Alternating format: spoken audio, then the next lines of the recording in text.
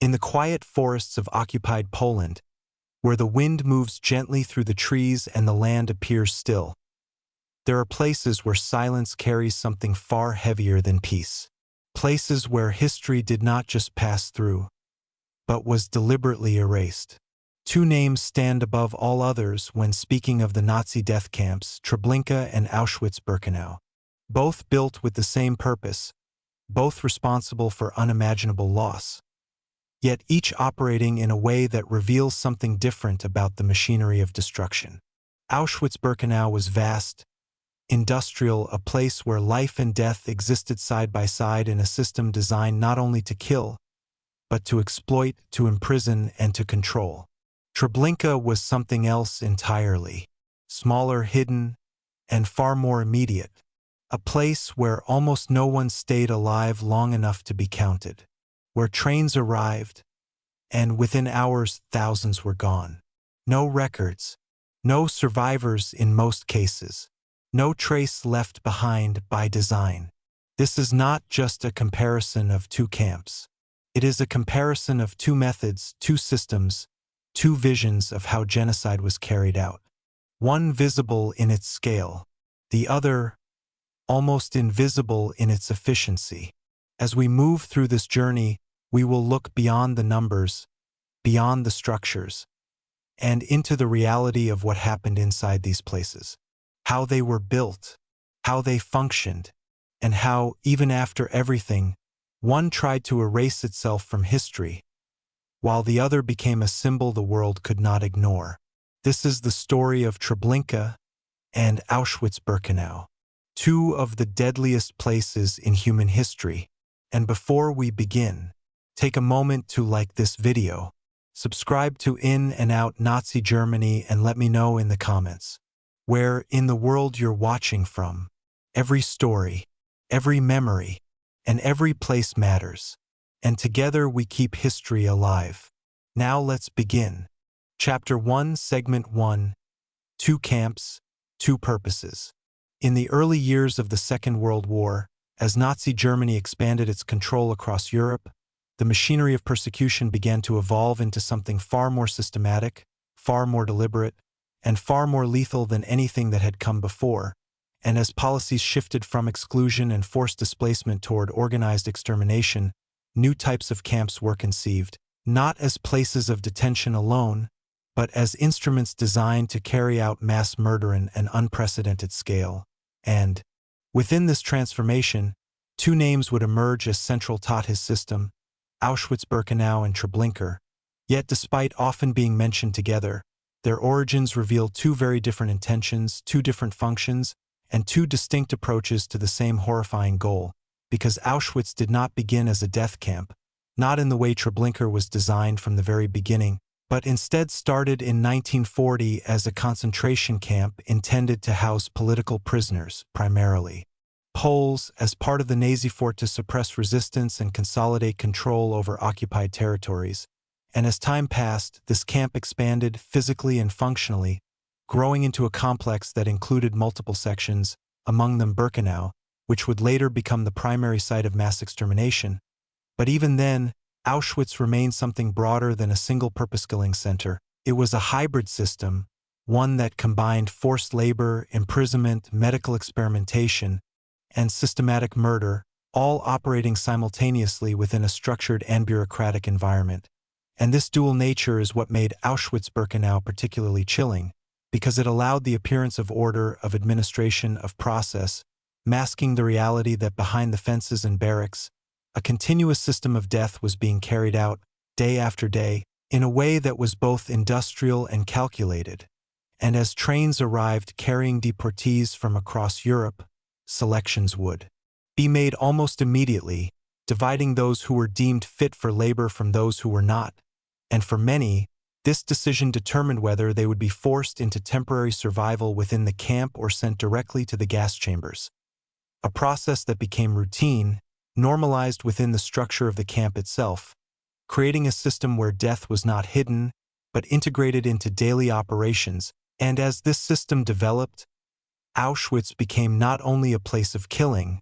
but a symbol of the broader Nazi system, a place where multiple aspects of their ideology were carried out simultaneously, from exploitation to extermination, and yet even within this complexity, there was a sense of permanence, of infrastructure, of something built to last, with records kept, systems maintained, and a level of organization that reflected its role as a central hub within the network of camps. And it is within this context that Auschwitz-Birkenau must be understood, not only as a death camp, but as part of a larger system designed to control, exploit, and ultimately destroy human life in a structured and bureaucratic way. And as this awareness begins to settle, the contrast with Treblinka starts to emerge, because Treblinka was never intended to function in this dual capacity. It was not designed to imprison, to exploit labor, or to serve as a long-term facility, but instead was created as part of Operation Reinhard, a secret Nazi plan specifically aimed at the mass extermination of Jews in occupied Poland, and from the very beginning, Treblinka had a single purpose, a singular function that defined every aspect of its design and operation, and that was killing. And as you begin to imagine this, the structure of Treblinka appears fundamentally different, because it was not built to hold people, but to process them, to receive transports, carry out extermination, and remove all trace of what had occurred, all within a matter of hours, and unlike Auschwitz, where prisoners might remain for days, weeks, or longer, in Treblinka the vast majority of those who arrived were dead within a very short time, often the same day, and this immediacy is what set Treblinka apart, because it eliminated even the illusion of survival, creating a system where there was no intermediate stage, no prolonged detention, only arrival and death. And as this realization deepens, the nature of Treblinka becomes clearer, because it was not meant to be seen, not meant to be documented, not meant to exist as a permanent structure, but rather as a temporary instrument of mass murder, hidden within the forest, operating in secrecy, and designed to erase itself once its purpose had been fulfilled. And within this design, there was a deliberate absence of complexity, no large-scale labor system, no extensive record-keeping, no attempt to create a lasting institution, only the efficient and systematic killing of those who were brought there. And as you begin to understand these differences, the comparison between Auschwitz-Birkenau and Treblinka shifts from one of scale alone to one of intention, because while both were sites of unimaginable loss, they represent two different models within the same system, one expansive, visible, and multifaceted, the other compact, concealed, and singular in purpose, and it is within this distinction that the story of these two camps truly begins,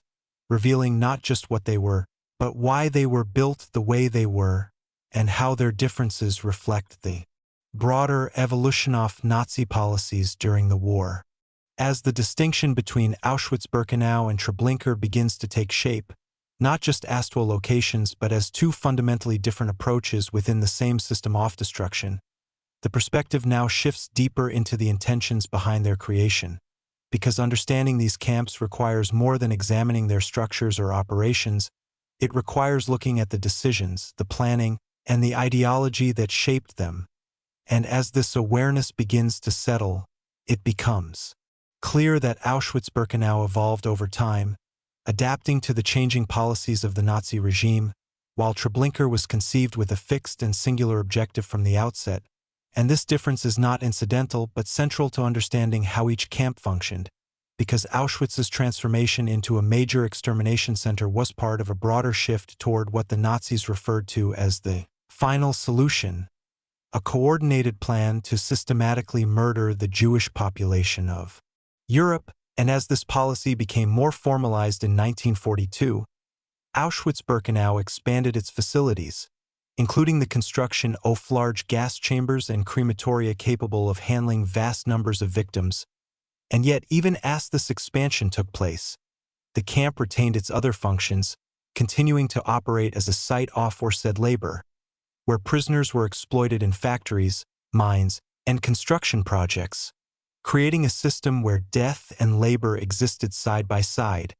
each reinforcing the other. And as you begin to imagine this environment, it reveals a chilling logic, because those who were temporarily spared were not saved, but used, their labor extracted until they were no longer deemed useful, at which point they too would be sent to their deaths. And this cycle created a continuous flow of life and death within the camp, a system that was both self-sustaining and relentlessly destructive. And as this realization deepens, the scale of Auschwitz becomes more apparent, not just in terms of numbers, but in terms of its role within the Nazi system, because it served as a central node, receiving transports from across Europe, processing them through its various functions, and maintaining a level of organization that reflected its importance within the broader network of camps. And yet, even within this structure, there was an attempt to maintain appearances, to present the camp as something other than what it truly was, with deception used at various stages, from the arrival of transports to the moments before execution, creating an environment where reality was obscured until it was too late. And as this awareness settles, the contrast with Treblinka becomes even more pronounced, because Treblinka did not evolve, it did not expand into its role. It was created specifically to carry out mass extermination as efficiently and as discreetly as possible, and from the moment it began operations in 1942, it functioned as a pure killing center with no intention of supporting other activities, no attempt to integrate labor or long-term detention, only the rapid and systematic murder of those who were brought there. And as you begin to imagine this, the structure of Treblinka appears almost minimal, designed not for complexity, but for efficiency, with a layout that guided victims from arrival to death in a controlled and continuous flow, minimizing delays, minimizing resistance, and maximizing the number of people who could be killed in a given period. And this design reflects a different Kindhoff calculation, one that prioritizes speed and secrecy over scale and permanence, because Treblinka was not meant to be a lasting institution, but a temporary solution, a place that could operate intensively for a period of time and then disappear, leaving behind as little evidence as possible. And as this realization deepens, it introduces a different kind of horror, because while Auschwitz's vastness makes its existence undeniable, Treblinka's design was intended to erase itself, to remove traces, to leave the surrounding world unaware of what had occurred.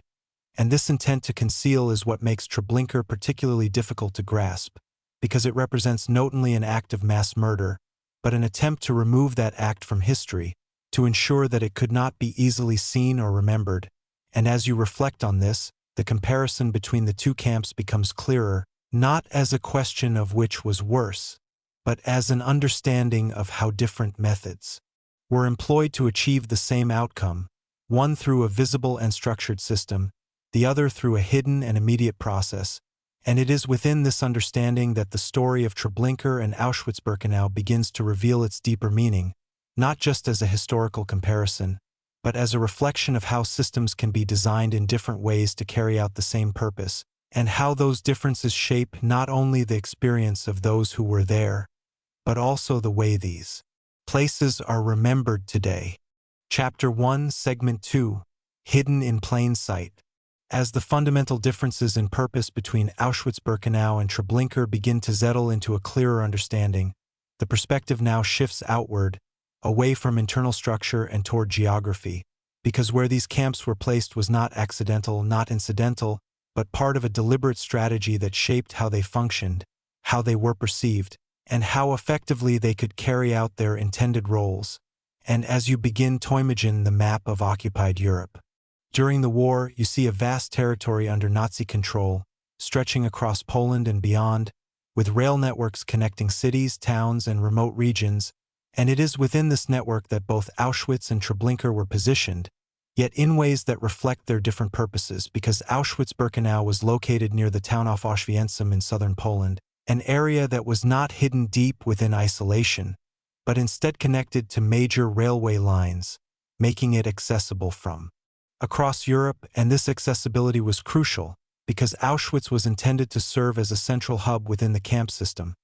receiving transports from countries as far as France, Hungary, the Netherlands, and Greece. And as you begin to picture these trains moving across the continent, carrying thousands of people toward a destination they often did not fully understand, the importance of location becomes clear, because Auschwitz needed to be reachable, it needed infrastructure, it needed the capacity to process large numbers of arrivals over time, and this required a level of visibility, a level of permanence that was built into its design. And yet even within this visibility there was deception, because while the camp existed within a known location, its true function was often concealed from those arriving, presented instead as a labor camp, a place of relocation, something that masked the reality of what awaited. And as this awareness deepens, the dual nature of Auschwitz becomes even more apparent because it was both hidden and visible at the same time, existing within reach of surrounding areas, yet operating under a veil of controlled information and restricted access. And as you continue to drift through this understanding, another detail begins to emerge, one that adds to the sense of calculated planning because Auschwitz was also located near industrial sites, including factories that utilized forced labor, integrating the camp into the broader economic system of the Nazi regime, creating a connection between exploitation and extermination that reinforced its role as more than just a killing center. And as you imagine this environment, it may begin to feel like a system that was not isolated, but embedded within a larger structure, something that interacted with surrounding industries, something that functioned as part of a wider network. And as this realization settles, the perspective gently shifts toward Treblinka, and immediately the contrast becomes clear, because Treblinka was placed in a very different kind of location, not near major industrial centers, not designed to be a hub of activity, but instead hidden within a remote forested area in northeastern Poland, far from large population centers, far from the kind of visibility that characterized Auschwitz. And as you begin to imagine this setting, you might picture dense trees, quiet surroundings, a place that does not draw attention. And this leads to a quiet realization that Treblinka's location was chosen specifically for its isolation, for its ability to conceal what was happening within. And as this awareness begins to take shape, it introduces a sense of deliberate secrecy, because it shows that Treblinka was never meant to be seen, never meant to become widely known, but instead to operate quietly, efficiently, and without attracting attention. And as this awareness deepens, the mind begins to grasp the significance of this choice, because it allowed the camp to function as a pure extermination center with minimal interference, minimal observation, and minimal risk of exposure. And as you continue to explore this idea, your attention shifts once more to the railway lines, because despite its isolation, Treblinka was still connected to the rail network, allowing transports to arrive directly, creating a controlled flow of victims into the camp while maintaining the illusion of distance from the outside world. And as you imagine these trains arriving in such a remote location, it may begin to feel like a transition into something hidden, something removed from normal awareness. And as this realization settles, it adds to the sense of contrast, because while Auschwitz existed within a framework that required visibility and infrastructure, Treblinka existed within a framework that prioritized concealment and efficiency. And as you continue to drift within this understanding, another layer begins to unfold, one that reveals how these different locations shaped not only the operation of the camps but also the experiences of those who were brought there. And as this awareness deepens, the details begin to form a clearer picture, where geography becomes more than just a backdrop, but an integral part of how these camps functioned, how they were perceived, and how they carried out their intended purpose.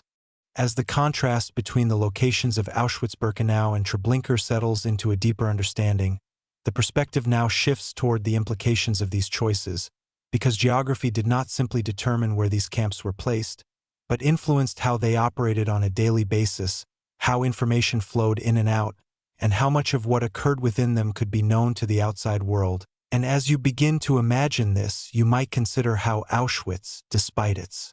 guarded nature, could not be entirely hidden because its size, its infrastructure, and its connection to surrounding industries made it part of a larger environment, something that existed within a network of activity. And this leads to a quiet realization that while the true scale of what was happening there was not fully understood at the time, there were signs, fragments of awareness, glimpses of reality that could not be completely concealed. And as this awareness begins to take shape, it introduces a sense of partial visibility, because it shows that Auschwitz, by its very nature, left traces, whether through the movement off trains, the presence of smoke, or the accounts of those who managed to survive and later speak about their experiences. And as this awareness deepens, the mind begins to grasp the complexity of concealment, because it reveals that hiding something on such a scale requires not just secrecy, but also the control of information, the manipulation of perception, and the limitation of access, all of which were part of the system that allowed Auschwitz to operate as it did. And as you continue to drift through this understanding, another detail begins to emerge, one that adds to the sense of contrast, because Treblinka operated under a very different set of conditions, where its remote location and singular purpose allowed for a much higher level of secrecy, creating an environment where very little information could escape. And as you imagine this, it may begin to feel like a closed system, something that exists almost entirely within itself, with minimal connection to the outside world. And as this realization settles, the perspective gently shifts toward the deliberate measures taken to maintain this secrecy, because Treblinka was designed not on light or kill,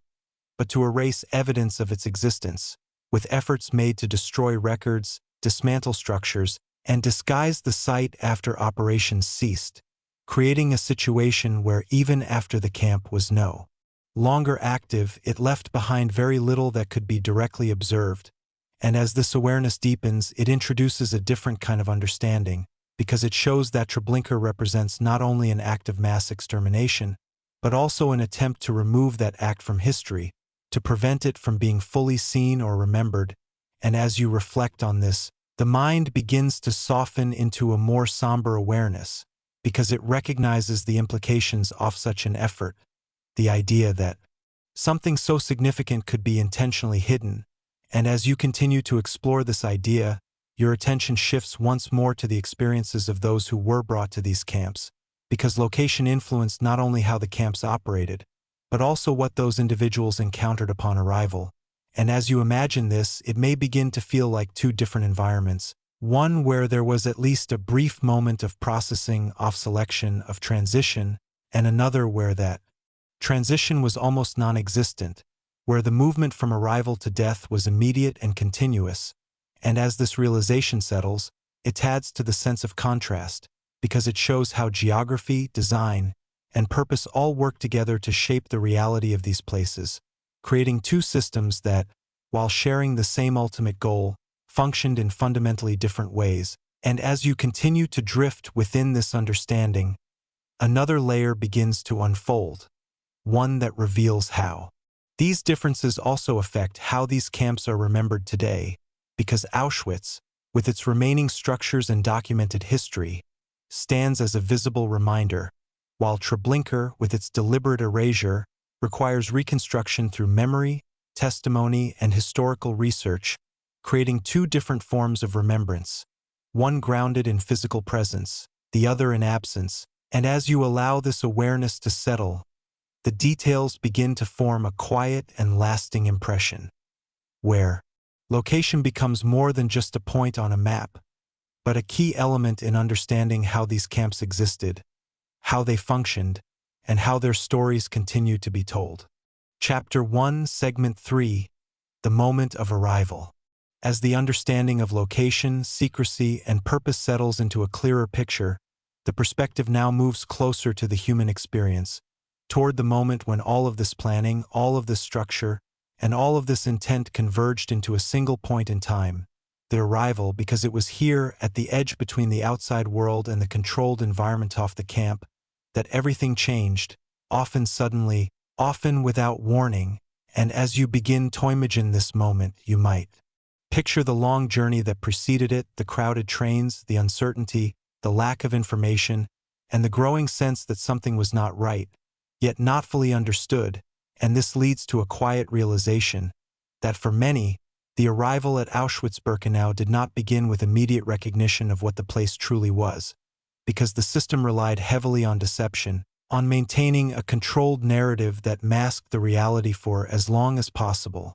And as this awareness begins to take shape, you might picture the train slowing, the sound of metal against tracks, the doors opening, and the sudden exposure to a new environment, one filled with commands, movement, and confusion. And as people stepped out onto the platform, often referred to as the ramp, they were met by guards, by shouting, by the rapid organization of groups, and within moments the process of selection would begin, separating individuals based on criteria that were not explained, not understood, and often carried out with little time to react. And as this realization settles, the structure of Auschwitz becomes visible in this moment, because it allowed for this brief stage of processing, this moment where individuals were divided, where some were directed toward labor while others were sent in a different direction. And as you imagine this, it may begin to feel like a controlled environment, where everything is moving quickly yet systematically, creating the illusion of order while concealing the outcome. And as this awareness deepens, another detail begins to emerge, one that adds to the sense of calculated deception, because those who were selected for immediate death were often not told what was about to happen, instead being directed toward buildings under the pretense of showers or disinfection, a method that reduced resistance, that maintained control, and that allowed the process to continue without disruption. And as you reflect on this, the mind begins to grasp the role of illusion within the system, because it shows that the process depended not only on physical force, but also on the manipulation of perception, on guiding individuals through a sequence of actions without revealing the true purpose until it was too late. And as you continue to drift through this understanding, your attention shifts once more to those who were selected for labor, because their experience, while different, was still defined by uncertainty, by sudden separation from family members, by the immediate realization that something irreversible had occurred. And as you imagine this moment, it may begin to feel like a fragmentation, where individuals are separated from everything familiar, placed into a system that operates according to rules they do not understand. And as this realization settles, it adds to the sense of complexity, because it shows that Auschwitz's process of arrival was not a single event, but a series of stages, each one contributing to the overall function of the camp. And as you continue to drift within this understanding, another layer begins to unfold, one that reveals how this structured arrival contrasts with what occurred at Treblinka, because while Auschwitz allowed for this brief moment of processing, Treblinka did not. And as this awareness begins to take shape, the nature of Treblinka's arrival becomes clearer, because it was designed to eliminate even this stage, to move individuals from transport to extermination with as little delay as possible. And as you begin to imagine this, the scene shifts, the environment changes, and the sense of time itself becomes compressed, because in Treblinka, the moment of arrival was not the beginning of a process, but almost the entirety of it. And as this realization deepens, the contrast becomes more pronounced, revealing not only differences in structure but differences in experience, differences in how these systems interacted with those who entered them. And it is within this moment, at the point of arrival, that these differences become most visible, most immediate, and most defining. As the structured yet deceptive arrival process of Auschwitz-Birkenau settles into a clearer understanding, the perspective now shifts fully toward Treblinka, where the moment of arrival took on an entirely different character, one defined not by stages or selection, but by immediacy, by speed, and by a system that was designed to move continuously without pause. And as you begin to imagine this, you might picture the train coming to a stop in a remote, forested area, far removed from any visible town or infrastructure, creating a sense of isolation that was immediate and disorienting. And as the doors opened, those inside were met not with explanation, but with urgency, with commands to move quickly, to leave everything behind, to follow instructions without hesitation. And this leads to a quiet realization that in Treblinka, there was no attempt to maintain a prolonged illusion, no extended narrative of relocation or labor,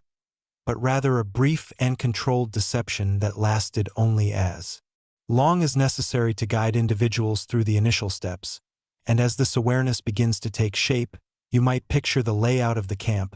designed in such a way that movement was directed along a specific path, from the unloading area toward the intersections, with barriers, fences, and guards ensuring that there was no deviation, no opportunity to step outside the intended flow. And as this realization settles, the nature of Treblinka's efficiency becomes clearer, because it was not based on complexity but on simplicity, on creating a process that could be repeated continuously without interruption. And as you imagine this, it may begin to feel like a system where time is compressed, where everything happens quickly, where there is no space for reflection, no space for understanding, only movement from one point to another. And as this awareness deepens, another detail begins to emerge, one that adds to the sense of controlled deception, because even here there were attempts to create a brief illusion of normalcy with signs, structures, and instructions that suggested routine procedures, yet these elements were minimal, temporary, and quickly overshadowed by the speed of the process itself. And as you reflect on this, the mind begins to grasp the difference in approach, because while Auschwitz relied on a more extended system of deception and selection, Treblinka relied on immediacy, on reducing the time between arrival and outcome to the shortest possible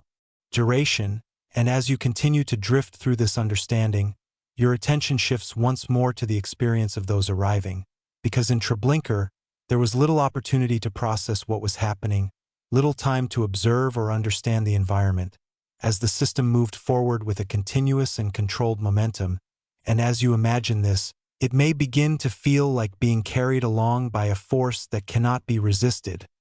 where each step leads directly to the next without pause, without delay. And as this realization settles, it adds to the sense of contrast, because it shows that while both camps used deception, they did so in different ways, one extending the illusion over a longer process, the other compressing it into a brief moment before it dissolved entirely. And as you continue to drift within this understanding, another layer begins to unfold, one that reveals how these differences in arrival shaped everything that followed, because the structure of that first moment determined the flow of the entire system, influencing how individuals were processed, how the camp operated, and how the experience unfolded. And as this awareness deepens, the details begin to form a cohesive picture, where the moment of arrival is not just an entry point, but a defining element of each camp's design, reflecting their underlying purposes and methods. And as you allow this understanding to settle, the contrast between Auschwitz-Birkenau and Treblinka becomes even more pronounced, not only in what they were, but in how they functioned from the very first moment someone entered their gates. Chapter 2, Segment 1. Systems in Motion. As the moment of arrival fades into the background, the perspective now shifts toward what followed, toward the continuous operation of each camp once the initial process had been completed. Because while arrival marked the beginning of the experience, it was within the daily functioning of these camps that their true nature became most visible, not as isolated events, but as systems that operated continuously, methodically, and without interruption. And as you begin to imagine this, you might picture Auschwitz-Birkenau not as a single space, but as a vast and interconnected complex, where multiple processes unfolded simultaneously, creating an environment that was both structured and relentless. And this leads to a quiet realization that Auschwitz functioned not only as a place of extermination, but as a system of control where every aspect of daily life was regulated, monitored, and integrated into a larger framework. And as this awareness begins to take shape, you might picture the barracks, rows of wooden structures filled with prisoners, each one assigned a place, a number, a role within the system. And as the day began, routines were enforced, movements were controlled, and individuals were directed toward tasks that served the needs of the camp, whether in construction, industry, or maintenance. And as this realization settles, the structure of Auschwitz becomes clearer, because it reveals a system that extended beyond the act of killing, incorporating elements of labor and administration that created the appearance of order, even as that order was built upon suffering and exploitation. And as you continue to drift through this understanding, another detail begins to emerge, one that adds to the sense of continuous motion, because within this system, selections did not occur only at arrival but could happen at any time, with prisoners evaluated based on their ability to work, their health, or other arbitrary criteria, creating an environment where uncertainty was constant, where the line between temporary survival and immediate death was never fixed. And as you imagine this, it may begin to feel like a system that never paused, where decisions were made continuously, where outcomes could change without warning. And as this awareness deepens, the role of the camp's infrastructure becomes more apparent, because Auschwitz was designed to sustain this ongoing operation, with facilities that supported both labor and extermination, creating a cycle where individuals were brought in, processed, used, and ultimately discarded. And as you reflect on this, the mind begins to grasp the scale of organization required to maintain such a system, because it involved coordination, record-keeping, transportation, and the management of resources, all functioning together in a way that allowed the camp to operate over an extended period. And as you continue to explore this idea, your attention shifts once more to the presence of the gas chambers and crematoria, which operated as part of this broader system, integrated into the daily functioning of the camp rather than existing as separate or isolated elements. And as you imagine this, it may begin to feel like a system where death was not an interruption, but a constant, something that occurred alongside other activities, something that was embedded within the structure itself. And as this realization settles, it adds to the sense of complexity, because it shows that Auschwitz's functioning cannot be understood as a single process but as multiple processes operating together, creating a system that was both expansive and continuous. And as you continue to drift within this understanding, another layer begins to unfold, one that reveals how this complexity contrasts with the functioning of Treblinka, because while Auschwitz operated as a multifaceted system, Treblinka functioned in a far more focused and immediate way. And as this awareness begins to take shape, the perspective prepares to shift, moving from one system to another, revealing how different structures can produce the same outcome through entirely different means.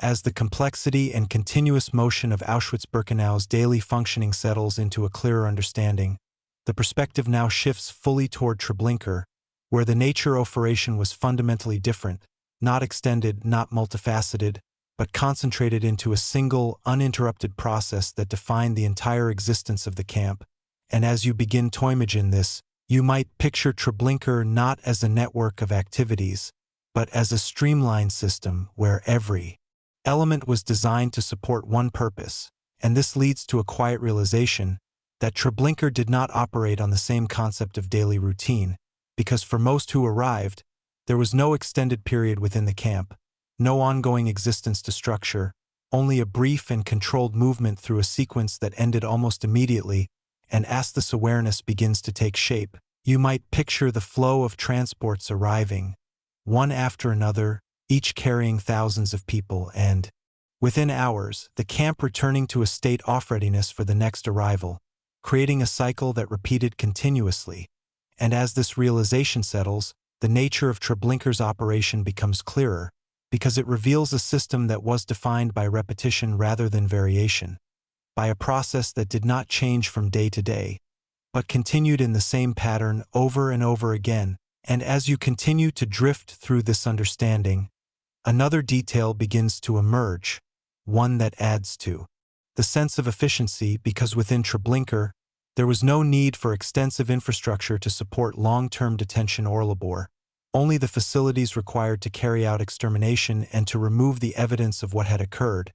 And as you imagine this, it may begin to feel like a system stripped of everything unnecessary, reduced to its most basic function, where every movement, every structure, every action was directed toward a single outcome. And as this awareness deepens, the role of those few individuals who were temporarily kept alive within the camp becomes more apparent, because they were forced to maintain the operation, to manage the process, and to prepare the camp for the next cycle, creating a situation where even the minimal human presence within Treblinka was tied directly to the continuation of the system itself.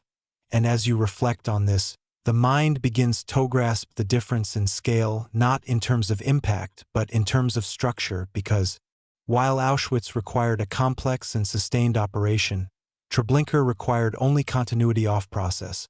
a system that could function without expansion, without adaptation, and without the need for long-term stability. And as you continue to explore this idea, your attention shifts once more to the absence of time within Treblinka's functioning, because unlike Auschwitz, where individuals could remain for extended periods, Treblinka operated in such a way that time within the camp was almost non-existent for most, reduced to a sequence of moments that passed quickly and without interruption. And as you imagine this, it may begin to feel like a system where everything just compressed, where the beginning and end occur in rapid succession, leaving little space for anything in between. And as this realization settles, it adds to the sense of contrast, because it shows that while Auschwitz's system was built on duration, on maintaining control over time, Treblinka's system was built on immediacy, on eliminating time altogether. And as you continue to drift within this understanding, another layer begins to unfold, one that reveals how these different approaches to daily functioning reflect the broader intentions behind each camp. One designed to sustain a complex system of control and exploitation, the other designed to carry out extermination as quickly and as efficiently as possible. And as you allow this awareness to settle, the details form a clearer picture of two systems in motion, each operating according to its own logic, each shaped by its own design, and each contributing to a larger structure that extended far beyond the boundaries of any single camp. Chapter 2, Segment 2. The Illusion of Order. As the understanding of how Auschwitz-Birkenau and Treblinka functioned on a daily basis settles into a clearer picture, the perspective now shifts towards something less visible, yet equally central to their operation, and that is the role of deception and psychological control. Because while both camps relied on physical force, infrastructure, and organization, they also depended heavily on the manipulation of perception, on shaping what individuals believed was happening in order to maintain control, reduce resistance, and allow the system to function with efficiency. And as you begin to imagine this, you might consider how overwhelming chaos can sometimes be managed not by increasing force, but by creating the appearance of order. And this leads to a quiet realization that within Auschwitz-Birkenau, deception was not a single act, but a continuous presence, woven into multiple stages of the process, beginning even before arrival, where deportees were often told they were being relocated for work, creating expectations that influenced how they responded when they reached the camp. And as this awareness begins to take shape, you might picture the moment of arrival once more, where confusion and urgency were present, yet framed within a structure that appeared organized, with instructions given, groups formed, and procedures followed. And as this realization settles, the role of selection becomes more than just a logistical step, because it also functioned as part of the illusion, creating the impression that decisions were being made based on criteria that had meaning, that there was a process that could be understood, even if it was not fully explained. And as you continue to drift through this understanding, another detail begins to emerge, one that adds to the sense of controlled perception, because those who were directed toward the gas chambers were often guided under the pretense of routine procedures, told to undress for showers or disinfection, with signs, instructions, and even the presence of facilities designed to support this narrative. And as you imagine this, it may begin to feel like a carefully constructed sequence, where each step reinforces the illusion, where individuals are guided forward without being given the information that would allow them to understand the true nature of what is happening. And as this awareness deepens, the role of timing becomes more apparent, because the illusion only needed to last for a short period, just long enough to carry individuals through the necessary steps. And as you reflect in this, the mind begins to grasp the efficiency of such a system, because it reduces the need for overt force, replacing it with controlled movement and compliance shaped by expectation. And as you continue to explore this idea, your attention shifts once more to those who were selected for labor, because their experience also involved a form of psychological control, where survival was presented as conditional, dependent on obedience, productivity, and adherence to the rules of the camp, creating an environment where individuals were constantly navigating uncertainty, attempting to understand a system that was deliberately opaque. And as you imagine this, it may begin to feel like a state of suspended understanding, where reality is not fully revealed, where information is incomplete, and where individuals must respond to conditions that are constantly shifting. And as this realization settles, it adds to the sense of complexity, because it shows that Auschwitz's system of control operated not only through physical structures, but through the shaping of perception, through the creation of an environment where individuals were guided, directed, and managed in ways that reduced resistance and maintained order. And as you continue to drift within this understanding, another layer begins to unfold, one that reveals how this use of deception contrasts with Treblinka where the role of illusion was different, shorter and more compressed, yet still essential to the functioning of the camp. And as this awareness begins to take shape, the perspective prepares to shift once more, moving from one form of control to another, revealing how different systems relied on similar principles in distinct ways.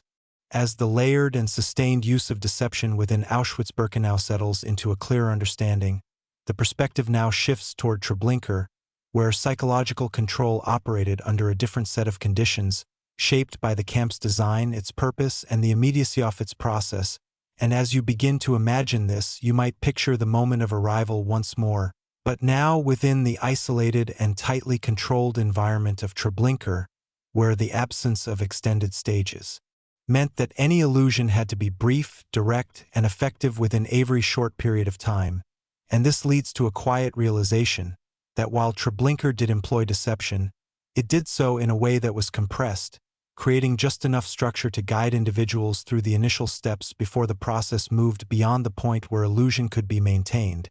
And as this awareness begins to take shape, you might picture the layout of the camp with signs, pathways, and instructions that suggested routine procedures, creating an elementary sense of order that directed movement without allowing time for deeper understanding. And as this realization settles, the role of speed becomes more apparent, because the effectiveness of this system depended on maintaining momentum, on ensuring that individuals continued to move forward without pause, without hesitation, and without the opportunity to fully grasp what was happening. And as you continue to drift through this understanding,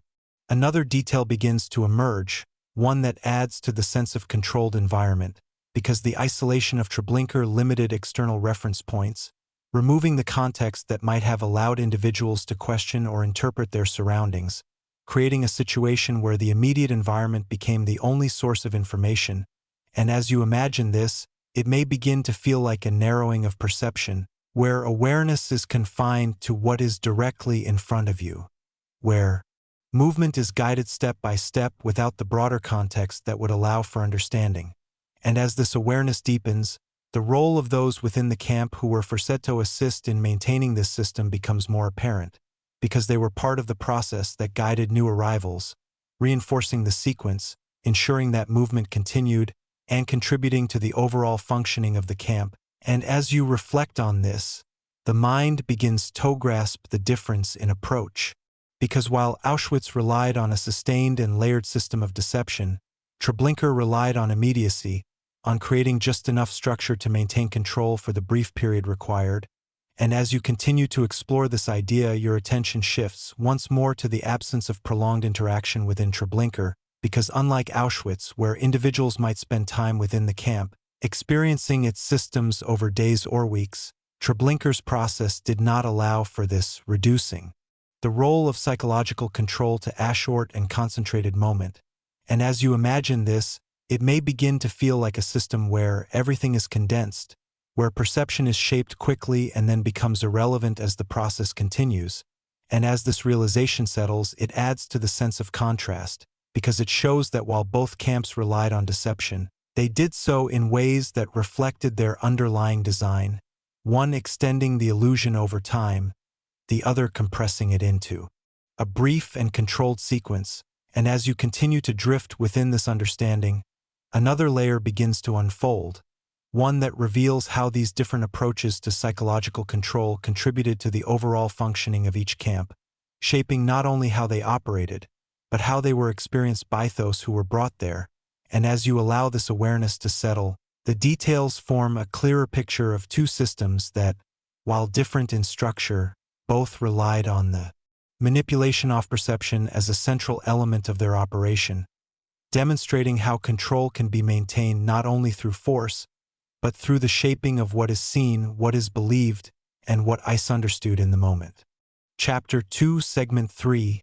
The Machinery of Death. As the understanding of deception and psychological control within Auschwitz-Birkenau and Treblinka settles into a clearer and more complete picture, the perspective now shifts toward one of the most difficult yet essential aspects of this comparison, and that is how each camp carried out its central function, not just in intent but in method, in scale, and in the pace at which it operated. Because while both camps were designed to end human life on a massive scale, the way in which this was achieved differed in structure, in rhythm, and in the experience of time itself. And as you begin to imagine this, you might first return to Auschwitz-Birkenau, where the system of extermination was integrated into a broader framework, creating a process that, while continuous, was also layered with multiple stages that unfolded over time. And this leads to a quiet realization that in Auschwitz, death was part of a larger cycle, one that included arrival, selection, labor, and eventual extermination, creating a system where the timing of events could vary, where individuals might remain within the camp for days, weeks, or longer before reaching the end of that cycle. And as this awareness begins to take shape, you might picture the facilities designed for extermination, not as isolated structures, but as components within this larger system, operating alongside other parts of the camp. And as this realization settles, the scale of Auschwitz becomes more apparent, because it was designed to handle large numbers over an extended period, with infrastructure that allowed for repeated use, for sustained operation, and for the management of continuous arrivals. And as you continue to drift through this understanding, another detail begins to emerge, one that adds to the sense of industrialization, because the process was organized in a way that reflected efficiency, with each step contributing to the overall function, creating a system that could operate consistently day after day without interruption. And as you imagine this, it may begin to feel like a process that is both structured and impersonal, where individual experiences are absorbed into a larger mechanism. And as this awareness deepens, the role of time becomes more complex, because while the process was continuous, it was not immediate for everyone, creating a distinction between those who were sent directly to air deaths and those who were temporarily kept alive within the system. And as you reflect on this, the mind begins to grasp the layered nature of Auschwitz's operation, because it shows that the camp functioned not only as a place of immediate extermination, but also as a system that extended the process over time, creating a prolonged interaction between individuals and the structures of the camp. And as you continue to explore this idea, your attention shifts once more to the scale of this operation, because Auschwitz's design allowed it to become one of the largest centers of extermination, with the capacity to process vast numbers of people over its period of operation. And as you imagine this scale, it may begin to feel overwhelming, not only in terms of numbers, but in terms of the system required to sustain it. And as this realization settles, it adds to the sense of contrast, because it highlights the complexity and duration of Auschwitz's approach, setting the stage for a comparison with Treblinka, where the concept of scale was expressed not through duration, but through speed. And as this awareness begins to take shape, the perspective prepares to shift, moving from a system defined by layers and time to one defined by immediacy and repetition. As the layered, sustained, and industrialized system of Auschwitz-Birkenau settles into a clearer understanding, the perspective now shifts fully toward Treblinka, where the concept of scale takes on a different meaning, not measured through duration or complexity, but through the speed and efficiency with which the process was carried out. And as you begin to imagine this, you might picture the camp not as a place where events unfold over time, but as a continuous sequence where the beginning and end are closely connected, where the interval between arrival and outcome is reduced to its shortest possible form. And this leads to a quiet realization that Treblinka's system was designed to maximize throughput, to process as many individuals as possible within a limited period, creating a rhythm that was defined not by variation, but by repetition. And as this awareness begins to take shape, you might picture the arrival of transports, one after another, each initiating the same sequence of events, each moving through the same path, creating a pattern that repeats with minimal change. And as this realization settles, the efficiency of Treblinka becomes more apparent, because it was achieved not through expansion or complexity, but through simplification, through the removal of any element that was not essential to the process. And as you continue to drift through this understanding, another detail begins to emerge, one that adds to the sense of immediacy, because within Treblinka, there was no prolonged interaction between individuals and the camp, no extended period of existence within its boundaries, only a brief and controlled movement that led directly to the end. And as you imagine this, it may begin to feel like a system where time is compressed, where events occur in rapid succession, leaving little space for anything in between. And as this awareness deepens, the role of infrastructure becomes more focused, because the camp's design supported this immediacy, with a layout that guided movement in a direct and uninterrupted path, minimizing delays and ensuring that the process could continue without pause. And as you reflect on this, the mind begins to grasp the difference in how scale is expressed, because while Auschwitz's scale is seen in its size and duration, Treblinka's scale is seen in its intensity, in the number of people processed within a short period, creating a system that, while smaller in physical size, operated with a level of concentration that was equally significant. And as you continue to explore this idea, your attention shifts once more to the absence of variability within Treblinka's operation, because unlike Auschwitz, where individuals might experience different paths within the system, Treblinka offered almost no variation, creating a uniform process that applied to nearly everyone who arrived. And as you imagine this, it may begin to feel like a system that is defined by its consistency, where each cycle mirrors the one before it, creating a continuous flow that does not change, does not adapt, but simply repeats. And as this realization settles, it adds to the sense of contrast, because it shows that while both camps achieved mass extermination, they did so through fundamentally different approaches, one through a complex and sustained system, the other through a simplified and immediate process. And as you continue to drift within this understanding, another layer begins to unfold, one that reveals how these differences in scale, speed, and efficiency reflect broader strategies within the Nazi system, demonstrating that there was not a single method but multiple approaches designed to achieve the same outcome, each shaped by its own logic, its own structure, and its own understanding of how to carry out mass extermination. And as you allow this awareness to settle, the comparison between Auschwitz-Birkenau and Treblinka becomes more complete, revealing not only what they were, but how they functioned as systems, each operating in its own way, yet both contributing to a larger structure that defined one of the darkest chapters in history. Chapter 3, Segment 1. Where life was forced to continue. As the understanding of scale, speed, and the operational systems of Auschwitz-Birkenau and Treblinka settles into a clearer and more complete picture, the perspective now shifts toward something that reveals perhaps the most profound difference between these two camps, and that is the presence or absence of sustained human existence within their boundaries, because while both were designed as instruments of destruction, Auschwitz-Birkenau was also a place where life, however fragile, however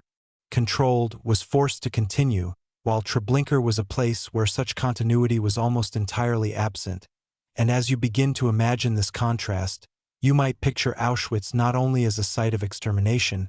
but as an environment where thousands of individuals lived within the camp at any given time, existing under conditions that were harsh, restrictive, and constantly uncertain, yet still forming a kind of daily reality. And this leads to a quiet realization that within Auschwitz, there was a structure to existence, a system of routines that governed movement, work, and survival, creating a rhythm that, while imposed and controlled, still unfolded over time. And as this awareness begins to take shape, you might picture the barracks, long rows of wooden buildings filled with prisoners, each assigned a place, often overcrowded, often lacking basic necessities, yet still functioning as living spaces within the camp. And as this realization settles, the nature of life within Auschwitz becomes clearer, because it reveals an environment where survival was not guaranteed,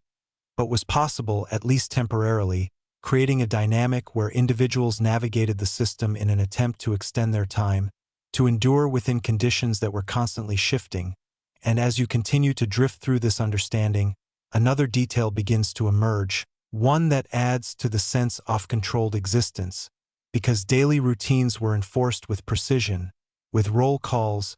work assignments, and regulations that dictated every aspect of life, creating a structure that maintained order while reinforcing control. And as you imagine this, it may begin to feel like a system where individuality is reduced, where identity is replaced by numbers, where movement is directed rather than chosen. And as this awareness deepens, the role of labor becomes more apparent. Because for those who were selected to work, their existence within the camp was tied directly to their ability to perform tasks, creating a situation where survival was conditional, dependent on productivity, health, and compliance. And as you reflect on this, the mind begins to grasp the precarious nature of this existence, because it was not a stable state, but one that could change at any moment, where illness, injury, or perceived weakness could result in removal from the labor system and transfer to extermination. And as you continue to explore this idea, your attention shifts once more to the social dynamics within the camp, because even within such conditions, interactions between individuals continued,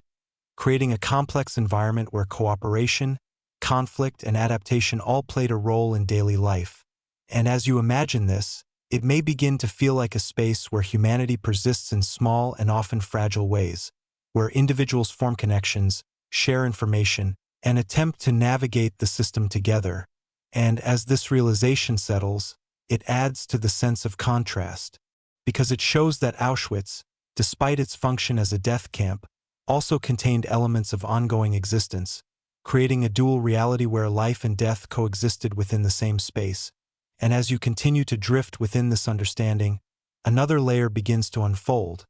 one that reveals how this prolonged existence within Auschwitz shaped the experiences of those who were there, creating a different kind of awareness, a different relationship to time, and a different understanding of the system itself. And as this awareness deepens, the perspective begins to prepare for a shift, moving away from this environment of forced continuity toward Treblinka, where such continuity was almost entirely absent, and where the concept of life within the camp took on a fundamentally different meaning. As the structured yet fragile existence within Auschwitz-Birkenau settles into a clearer understanding, the perspective now shifts fully toward Treblinka, where the concept of life within the camp is almost entirely absent, replaced instead by a system that did not allow for sustained human presence beyond what was strictly necessary to maintain its operation. And as you begin to imagine this, you might picture Treblinka not as a place where people lived, but as a place where people passed through, where the duration of existence within its boundaries was measured not in days or weeks, but in moments. And this leads to a quiet realization that Treblinka was not designed to support life, even in the limited and controlled way that Auschwitz did, but instead to eliminate it as quickly as possible, creating an environment where the idea of daily routine, of ongoing existence, simply did not apply to the vast majority of those who arrived. And as this awareness begins to take shape, you might consider the small number of individuals who were kept alive within the camp, not as part of a broader system of labor, but as a necessary component of its operation, tasked with maintaining the process, managing the flow, and ensuring that the system could continue to function. And as this realization settles, the nature of their existence becomes clearer, because it was not an extension of life in the way seen in Auschwitz, but a temporary and controlled state, directly tied to the continuation of the camp's function. And as you continue to drift through this understanding, another detail begins to emerge, one that adds to the sense of isolation, because unlike Auschwitz, where thousands of individuals existed within the camp at any given time, Treblinka maintained only a minimal number of prisoners, creating an environment that was not populated in the same way, not structured around daily life, but instead around the continuous arrival and processing of transports. And as you imagine this, it may begin to feel like a place where presence is fleeting, where individuals are not part of an ongoing community, but part of a sequence that moves quickly from one stage to the next. And as this awareness deepens, the absence of routine becomes more apparent, because without a large population of prisoners, there was no need for the same kind of daily structure, no extended system of roll calls, work assignments, or living arrangements, only the repetition of the central process, carried out again and again. And as you reflect on this, the mind begins to grasp the difference in experience, because it shows that while Auschwitz forced individuals into a prolonged and controlled existence, Treblinka removed that possibility almost entirely, creating a system where life within the camp was not something that unfolded, but something that was almost immediately extinguished. And as you continue to explore this idea, your attention shifts once more to the psychological impact of this absence. Because without the element of sustained existence, Treblinka did not create the same kind of environment where individuals could adapt, form connections, or develop an understanding of the system over time, instead creating a situation where everything occurred too quickly for such processes to take place. And as you imagine this, it may begin to feel like a space where time itself is compressed, where the concept of living within the camp does not exist in the same way. And as this realization settles, it adds to the sense of contrast because it shows that while both camps were part of the same system, they created fundamentally different experiences, one where life was prolonged under extreme conditions, the other where it was almost immediately brought to an end. And as you continue to drift within this understanding, another layer begins to unfold, one that reveals how these differences shape not only the operation of the camps, but also the way they are understood and remembered. Because Auschwitz, with its surviving population and extended existence, provides a different kind of historical record, while Treblinka, with its absence of sustained life, relies on a more limited and fragmented set of testimonies, creating two different ways of understanding the same broader system. And as you allow this awareness to settle, the contrast between life and its absence becomes one of the most defining elements in comparing these two camps, revealing not only how they functioned, but how they shaped the experiences of those who entered them. Chapter 3, Segment 2: The Fragility of Survival. As the contrast between sustained existence in Auschwitz-Birkenau and the near absence of life in Treblinka settles into a clearer understanding, the perspective now shifts inward toward the experience of survival itself, because within Auschwitz, survival was not a fixed state, not a guarantee, but something fragile, conditional, and constantly uncertain, something that could change from one moment to the next. And as you begin to imagine this, you might picture the daily reality of those who remained within the camp,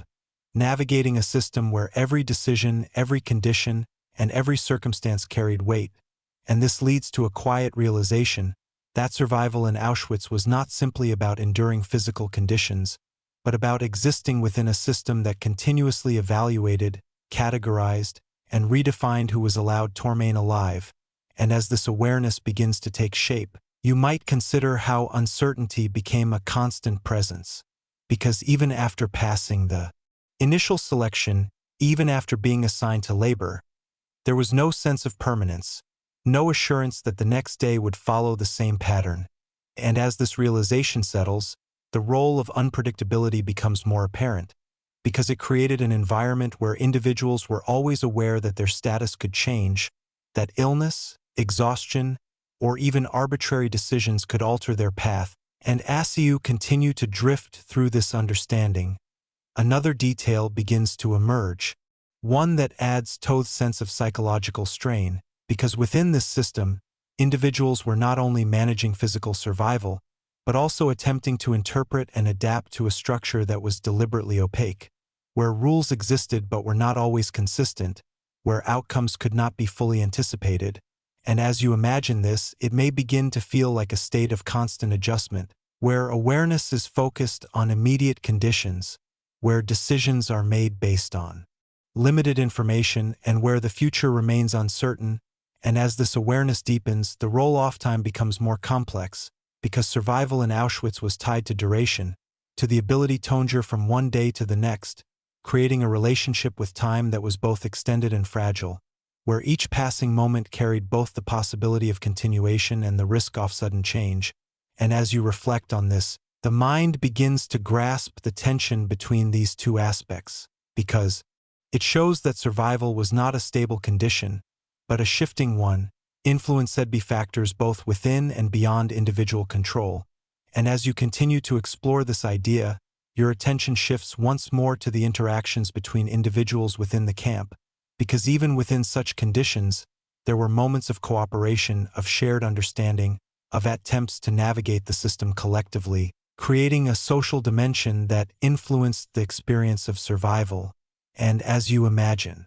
this, it may begin to feel like a complex environment where individuals are not isolated, but part of a larger group, each navigating the same system in their own way. And as this realization settles, it adds to the sense of depth, because it shows that survival in Auschwitz was not only a physical process, but also a psychological and social one, shaped by relationships, by awareness, and by the constant need to adapt. And as you continue to drift within this understanding, another layer begins to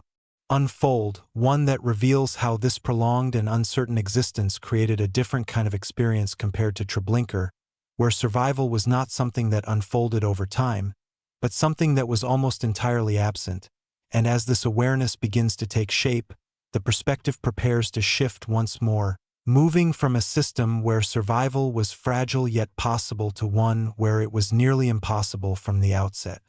As the fragile and uncertain nature of survival within Auschwitz-Birkenau settles into a clearer understanding, the perspective now shifts fully toward Treblinka, where the concept of survival takes on a fundamentally different meaning, not as something that is navigated over time, but as something that exists only in the narrowest and most limited sense. And as you begin to imagine this, you might consider how the structure of Treblinka left almost no space for survival as it was experienced in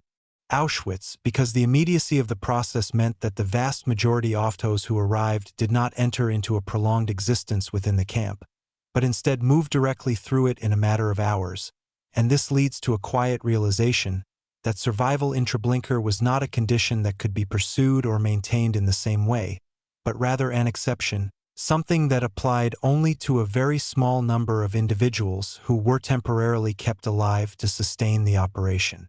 of the camp. And as this awareness begins to take shape, you might picture these individuals not as part of a broader population, but as a limited and controlled group, existing within a system that was defined by its absence of time, where their presence was tied directly to the continuation of the process. And as this realization settles, the nature of their experience becomes clearer, because it was not characterized by the same kind of uncertainty found in Auschwitz,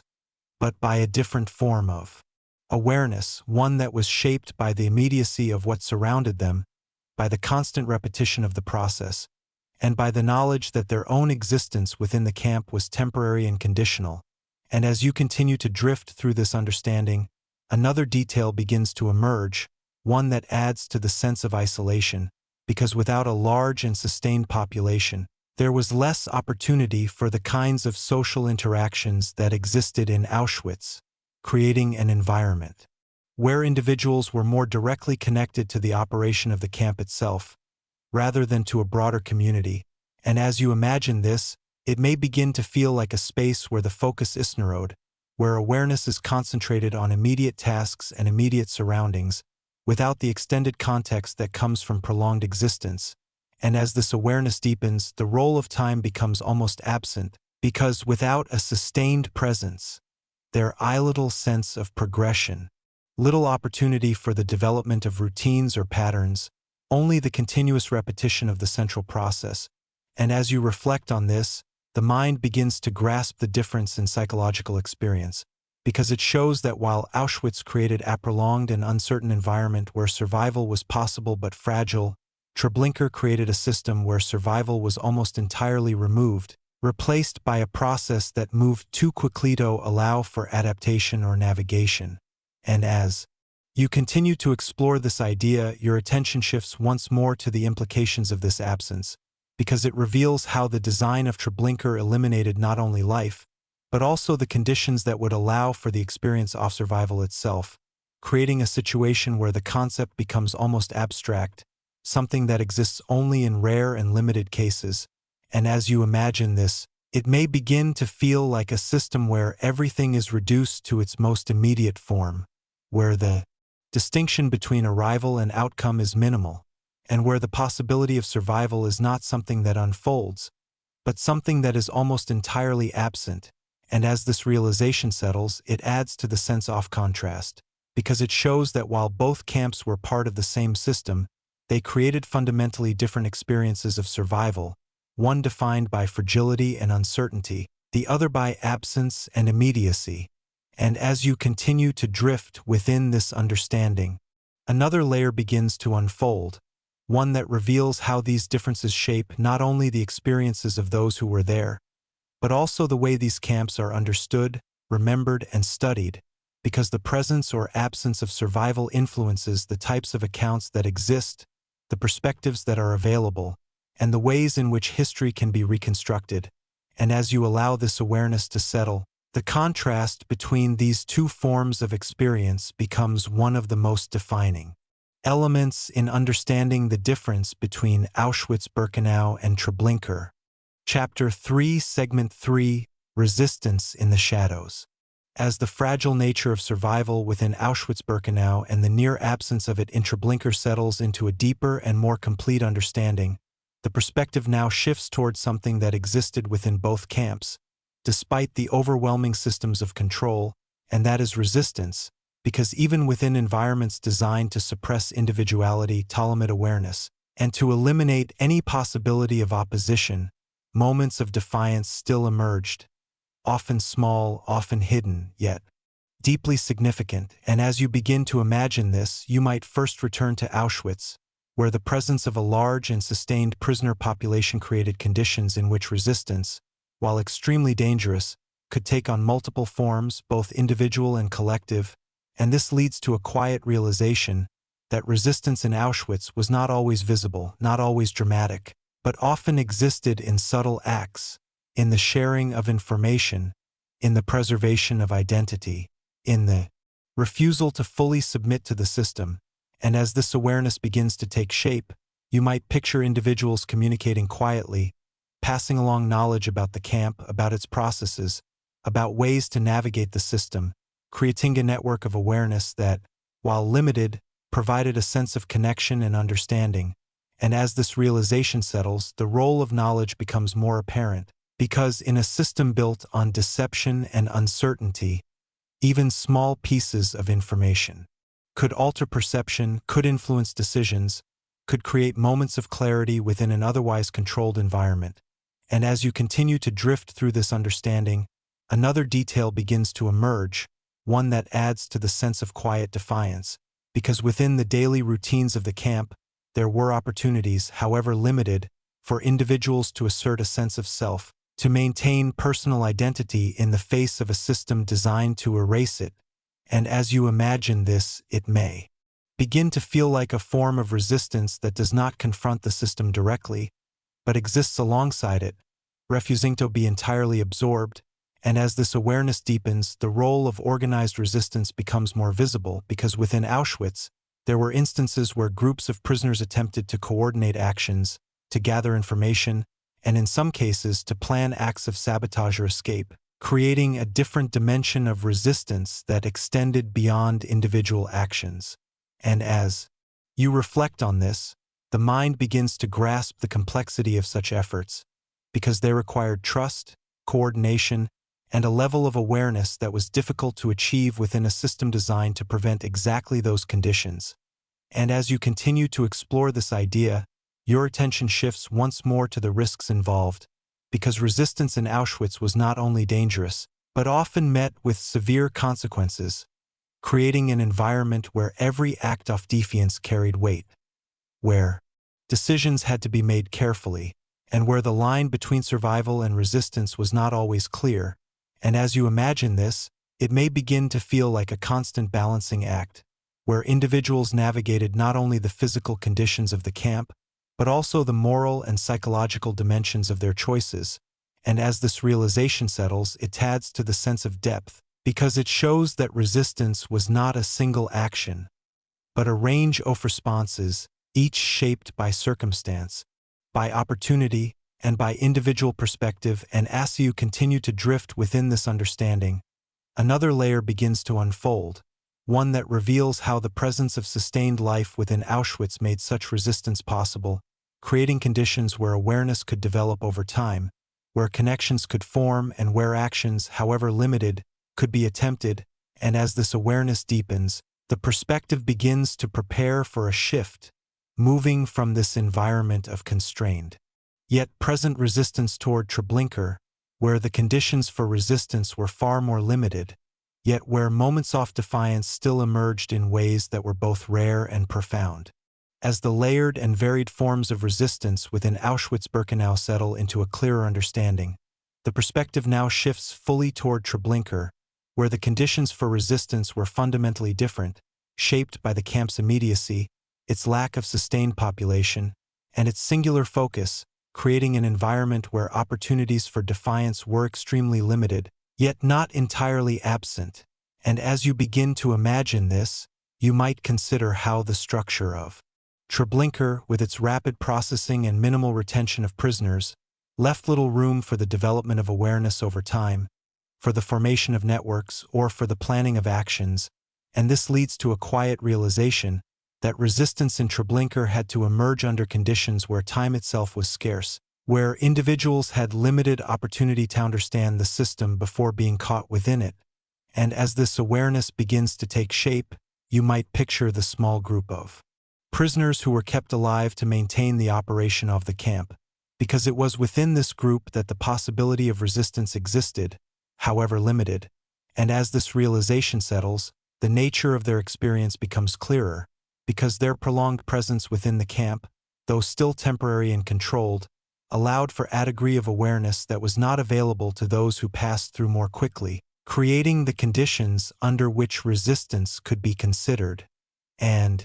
as you continue to drift through this understanding, another detail begins to emerge, one that adds to the sense of intensity, because any attempt at resistance within Treblinka required not only coordination and planning, but also the ability to act within a very narrow window of opportunity, creating a situation where the margin for error was extremely small. And as you imagine this, it may begin to feel like a moment suspended in time, where decisions are made under pressure, where outcomes are uncertain, and where the stakes are immediate and absolute. And as this awareness deepens, the role of collective action becomes more apparent, because unlike the smaller, individual acts of resistance seen in Auschwitz, resistance in Treblinka, when it occurred, often took the form of coordinated efforts, requiring multiple individuals to act together in order to have any chance of success. And as you reflect on this, the mind begins to grasp the significance of such actions, because they represent not only attempts to escape or disrupt the system, but also moments where individuals asserted agency within an environment designed to eliminate it entirely. And as you continue to explore this idea, your attention shifts once more to the outcome of such efforts, because while resistance in Treblinka was rare and often met with severe consequences, it still had an impact, both within the immediate context of the camp and in the broader understanding of what occurred there, providing some of the limited accounts that exist about its operation. And as you imagine this, it may begin to feel like a moment of rupture within a system that otherwise functioned continuously, a brief interruption that reveals the presence of human action within an environment designed to suppress it. And as this realization settles, it adds to the sense of contrast, because it shows that while resistance in Auschwitz could take multiple forms over time, resistance in Treblinka was more concentrated, more immediate, and more dependent on rare opportunities. And as you continue to drift within this understanding, another layer begins to unfold, one that reveals how these different forms of resistance reflect the underlying structure of each camp, demonstrating how environment, time, and population shape not only how systems operate, but how individuals respond within them. And as you allow this awareness to settle, the comparison between Auschwitz-Birkenau and Treblinka becomes more complete, revealing not only how these camps functioned, but how, even within such systems, moments of defiance could still emerge, however limited, however constrained, and however brief. Chapter 4, Segment 1. What was left behind? As the understanding of resistance, awareness, and the human experience within Auschwitz-Birkenau and Treblinka settles into a deeper and more complete perspective, the focus now shifts toward what remained after these camps operated. Because while both were designed as systems of destruction, they differed profoundly in how much evidence they left behind, how visible their existence became, and how their histories could later be reconstructed. And as you begin to imagine this, you might first return to Auschwitz, where the scale, structure, and duration of the camp created a situation in which traces of its operation could not be entirely erased. And this leads to a quiet realization that Auschwitz, by its very design, generated records, documentation, and physical remains that would later serve as evidence, even though efforts were made to conceal or destroy parts of it. And as this awareness begins to take shape, you might picture the administrative side of the camp, where lists were maintained, transports recorded, and processes documented, creating a system that, while intended to function efficiently, also produced a trail of information. And as this realization settles, the role of bureaucracy becomes more apparent, because it shows that Auschwitz operated within a framework that required organization, coordination, and documentation, and these elements, while serving the system at the time, also contributed to its later visibility. And as you continue to drift through this understanding, another detail begins to emerge, one that adds to the sense of physical presence, because Auschwitz was not dismantled in its entirety, and significant portions of the camp remained intact after the war, including barracks, fences, and other structures, creating a tangible space that could be examined, studied, and remembered. And as you imagine this, it may begin to feel like a place where history is still visible, where the environment itself holds traces of what occurred. And as this awareness deepens, the role of survivor testimony becomes more prominent, because Auschwitz, with its larger population and longer periods of detention, produced a greater number of individuals who lived through its system and later provided accounts, contributing to a more detailed and multifaceted understanding of its operation. And as you reflect on this, the mind begins to grasp how these different forms of evidence, documents, structures, and testimonies, combine to create a more complete picture, allowing Auschwitz to be studied not only as a historical event, but as a place with a physical and documented presence. And as you continue to explore this idea, your attention shifts once more to the attempts made to conceal aspects of the camp's operation.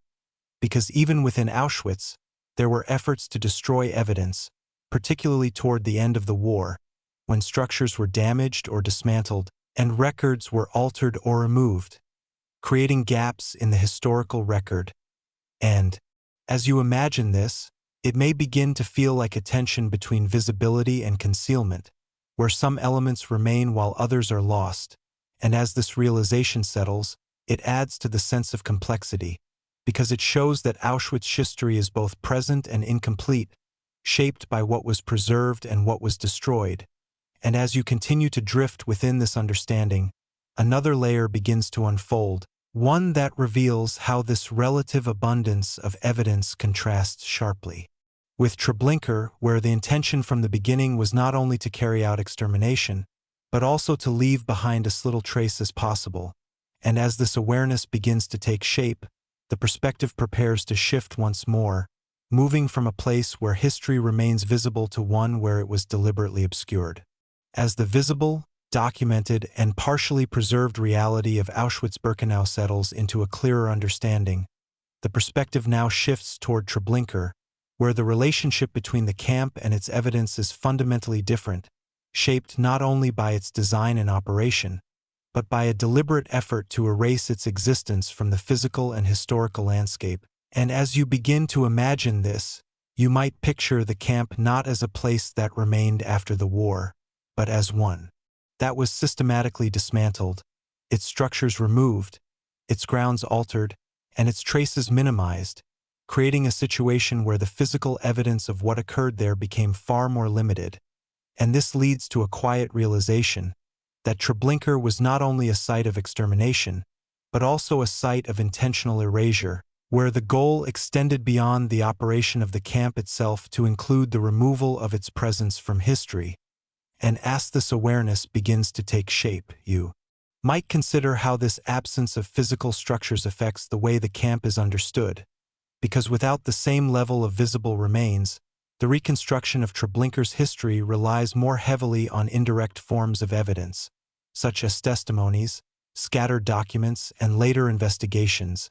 And as this realization settles, the Rolioff survivor accounts becomes even more significant, because the limited number of individuals who survived Treblinka provide some of the few direct insights into its operation, creating a situation where personal narratives play a central role in understanding the camp. And as you continue to drift through this understanding, another detail begins to emerge, one that adds to the sense of difficulty in reconstructing its history, because the lack of extensive documentation and the deliberate destruction of records create gaps that must be filled through careful analysis and interpretation. And as you imagine this, it may begin to feel like piecing together a fragmented picture, where each piece of information contributes to a larger understanding, yet where the full picture remains incomplete. And as this awareness deepens, the contrast with Auschwitz becomes more pronounced, because while Auschwitz's evidence is both physical and documented, Treblinka's evidence is more elusive, requiring a different approach to historical study, one that relies on inference, cross-referencing, and the careful examination of limited sources. And as you reflect on this, the mind begins to grasp the implications of such erasure, because it shows that the absence of evidence is not an absence of events, but the result of deliberate actions taken to conceal them.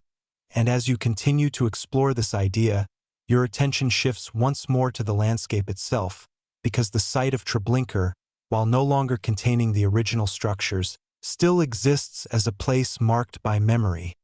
where the absence of physical remains becomes part of its significance, creating a different kind of presence, one that is defined not by what is visible, but by what is known to have occurred. And as you imagine this, it may begin to feel like a space where history is carried not in structures, but in awareness, in remembrance, and in the ongoing effort to understand what was intentionally hidden. And as this realization settles, it adds to the sense of contrast, because it shows that while both camps are remembered, they are remembered in different ways. One through its remaining physical form and extensive documentation, the other through the reconstruction of a history that was meant to disappear. And as you continue to drift within this understanding, another layer begins to unfold, one that reveals how these differences in evidence shape not only the study of these camps, but also the way they are perceived, taught, and remembered, creating two distinct yet interconnected narratives that together form a more complete understanding of what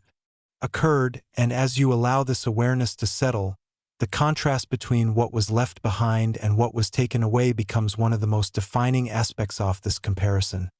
highlighting not only the events themselves, but the ways in which they continue to be known today. Chapter 4, Segment 2. When the World Saw.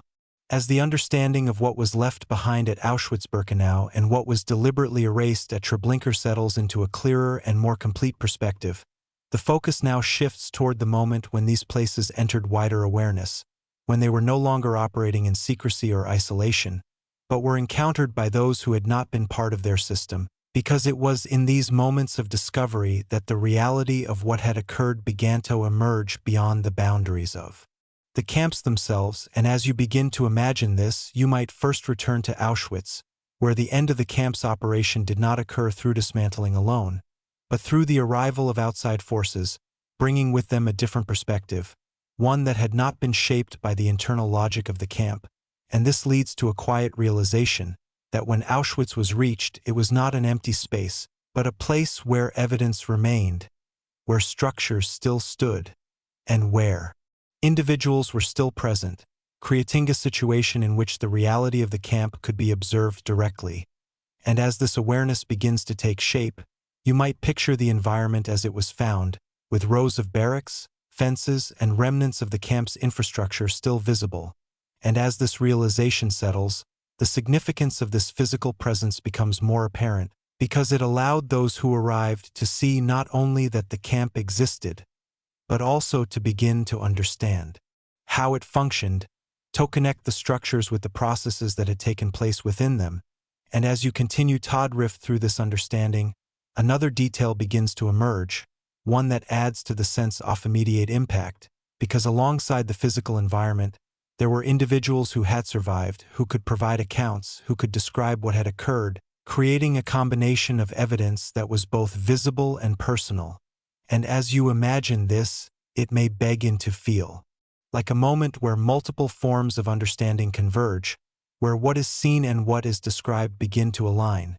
forming a clearer picture of the camp's operation. And as this awareness deepens, the role of documentation becomes more prominent, because the presence of records of materials and of physical remains allowed for a more systematic examination, creating a foundation upon which further understanding could be built. And as you reflect on this, the mind begins to grasp the significance of this moment because it represents a transition from secrecy to visibility, from a system that operated within controlled boundaries to one that was now exposed to external observation. And as you continue to explore this idea, your attention shifts once more to the reactions of those who encountered Auschwitz for the first time, because their understanding was not immediate or complete, but developed through observation, through interaction, and through the gradual recognition of what the camp represented. And as you imagine this, it may begin to feel like a process of realization, where initial impressions give way to deeper understanding, where the scale and nature of the camp become clearer over time, and as this realization settles, it adds to the sense of unfolding awareness, because it shows that even when evidence is present, understanding does not emerge all at once, but develops through a process of interpretation and reflection. And as you continue to drift within this understanding, another layer begins to unfold, one that reveals how this moment of discovery differs from what occurred at Treblinka, where the absence of physical structures and the deliberate erasure of evidence created a very different kind of encounter. And as this awareness begins to take shape, the perspective prepares to shift once more, moving from a place where history could be seen to one where it had to be uncovered. As the moment of discovery at Auschwitz-Birkenau settles into a clearer understanding, where physical evidence, surviving individuals, and remaining structures combine to reveal the reality of what had occurred, the perspective now shifts toward Treblinka, where the experience of discovery unfolded in a fundamentally different way, shaped by the absence of visible structures and the deliberate efforts to conceal the camp's existence. And as you begin to imagine this, you might picture the site of Treblinka not as it had been during its operation, but as it appeared after it had been dismantled, with the physical elements removed, the landscape altered, and the traces minimized, creating a situation where the camp was no longer immediately visible. And this led to a quiet realization that discovering Treblinka was not a matter of encountering a standing camp, but of uncovering what had been hidden, of recognizing that something had existed where little could now be seen. And as this awareness begins to take shape, you might consider how this absence affected the initial understanding of the site, because without the same level of physical evidence, the process of realization required different forms of investigation, relying more heavily on testimonies, on fragmented records, and on the gradual assembly of information. And as this realization settles, the role of survivors becomes even more central, because their accounts provided some of the few direct connections to what had occurred, offering insights that could not be obtained through physical observation alone. And as you continue to drift through this understanding, another detail begins to emerge, one that adds to the sense of complexity, because the lack of visible structures meant that the scale and nature of Treblinka's operation were not immediately apparent, requiring a process of reconstruction that unfolded over time as more information became available and as different pieces of evidence were brought together. And as you imagine this, it may begin to feel like a gradual uncovering, where understanding builds step by step, where each new piece of information adds to a larger picture that was not immediately visible. And as this awareness deepens, the contrast with Auschwitz becomes more pronounced, because while Auschwitz could be seen and examined directly, Treblinka had to be understood through absence, through what was no longer there, and through the effort to reconstruct what had been intentionally removed. And as you reflect on this, the mind begins to grasp the significance of this difference, because it shows that the process of discovery itself is shaped by the way a place was designed and how it was left behind, creating two different pathways to understanding, one through direct observation, the other through careful reconstruction. And as you continue to explore this idea, your attention shifts once more to the broader implications of these discoveries, because they marked the beginning of a larger effort to document, to analyze, and to understand what had occurred within these camps, transforming them from isolated systems into subjects of global awareness and historical study. And as you imagine this, it may begin to feel like a transition from hidden to known, from isolated to recognized, where the stories of these places begin to extend beyond their boundaries, becoming part of a larger narrative. And as this realization settles, it adds to the sense of continuity, because it shows that discovery is not an endpoint, but a beginning, a starting point for further understanding, further investigation, and further reflection. And as you continue to drift within this understanding, another layer begins to unfold, one that reveals how these different modes of discovery influence not only how these camps are studied, but how they are remembered, creating two distinct yet interconnected forms of awareness, each shaped by what was found, what was missing, and what had to be brought back into view. Chapter 4, Segment 3, Memory and Absence. As the moments of discovery and the initial understanding of Auschwitz-Birkenau and Treblinka settle into a clearer and more complete perspective, the focus now shifts toward what followed, toward how these places moved from sites of operation into sites of memory, because while their physical function came to an end, their presence did not disappear, but instead transformed into something that continues to exist through remembrance, study, and reflection. And as you begin to imagine this, you might first return to Auschwitz, where the physical remains of the camp created a foundation for its transformation into a place that could be visited, observed, and engaged with directly, and this leads to a quiet realization that Auschwitz's legacy is deeply connected to its visibility, to the fact that its structures, its layout, and its environment remain largely intact, allowing individuals to encounter the space in a way that is immediate and tangible. And as this awareness begins to take shape, you might picture the preserved barracks, the fences, the pathways, each element standing as a physical reminder of what occurred. And as this realization settles, the role of preservation becomes more apparent, because it shows that the decision to maintain these structures was not only about keeping the past intact, but about creating a space where history could be experienced, where the abstract could become concrete. And as you continue to drift through this understanding, another detail begins to emerge, one that adds to the sense of continuity, because Auschwitz is not only a place of memory, but also a place of education, where efforts are made to document, explain, and contextualize what occurred, creating a structured environment in which understanding can develop. And as you imagine this, it may begin to feel like a space where history is both present and interpreted, where the physical environment is accompanied by information,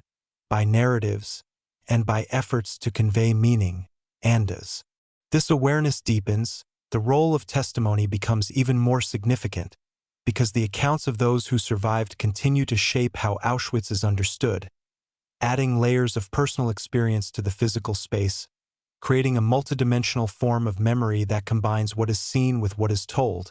And as you reflect on this, the mind begins to grasp the complexity of remembrance, because it shows that memory is not static, but evolves over time, influenced by new information, new perspectives, and the ongoing effort to engage with the past. And as you continue to explore this idea, your attention shifts once more to the global recognition of Auschwitz, because it has become a symbol, a reference point that represents not only its own history, but the broader system of which it was a part. And as you imagine this, it may begin to feel like a place that carries meaning beyond its physical boundaries, something that is known, referenced, and understood in a wider context. And as this realization settles, it adds to the sense of visibility, because it shows that Auschwitz's presence extends beyond the site itself, becoming part of a larger collective awareness. And as you continue to drift within this understanding, another layer begins to unfold, one that reveals how this form of memory contrasts with Treblinka, where the absence of physical structures creates a different kind of relationship with the past. And as this awareness begins to take shape, the perspective prepares to shift once more, moving from a place where memory is grounded in presence to one where it is shaped by absence. As the visible and structured memory of Auschwitz-Birkenau settles into a clearer understanding, the perspective now shifts fully toward Treblinka, where the nature of remembrance is shaped not by what remains, but by what is no longer there, creating a fundamentally different relationship between the past and the present. And as you begin to imagine this, you might picture the site of Treblinka not as a preserved camp, but as a space where the original structures have been removed, where the landscape has been altered, and where the physical traces of the camp are minimal. And this leads to a quiet realization that memory in Treblinka does not emerge from encountering what once stood, but from understanding what has been lost, from recognizing the absence as a form of presence. And as this awareness begins to take shape, you might consider how this absence requires a different kind of engagement, because without visible structures to guide perception, the process of remembering becomes more reflective, more dependent on knowledge, on interpretation, and on the effort to reconstruct what is no longer directly observable. And as this realization settles, the role of memorialization becomes more apparent, because in the absence of original structures, symbolic elements have been created to represent what occurred, providing a way to mark the site, to acknowledge its history, and to create a space where remembrance can take place. And as you continue to drift through this understanding, another detail begins to emerge, one that adds to the sense of conceptual memory, because Treblinka's legacy is carried not through preserved buildings, but through narratives, through testimonies, and through the collective effort to ensure that what was meant to be erased is still known. And as you imagine this, it may begin to feel like a form of memory that exists beyond physical boundaries, something that is held in awareness rather than in structure. And as this awareness deepens, the contrast with Auschwitz becomes more pronounced, because while Auschwitz allows for direct engagement with its physical environment, Treblinka requires a more abstract form of understanding, one that relies on imagination, on reconstruction, and on the interpretation of limited evidence. And as you reflect on this, the mind begins to grasp the significance of this difference, because it shows that memory can take multiple forms, each shaped by what remains and what has been removed. And as you continue to explore this idea, your attention shifts once more to the broader implications of these forms of remembrance, because they influence not only how these camps are understood individually, but how they are compared, how their differences are perceived, and how their histories are integrated into a larger narrative. And as you imagine this, it may begin to feel like two parallel forms of memory, one grounded in presence, the other in absence, both contributing to a more complete understanding of what occurred. And as this realization settles, it adds to the sense of continuity,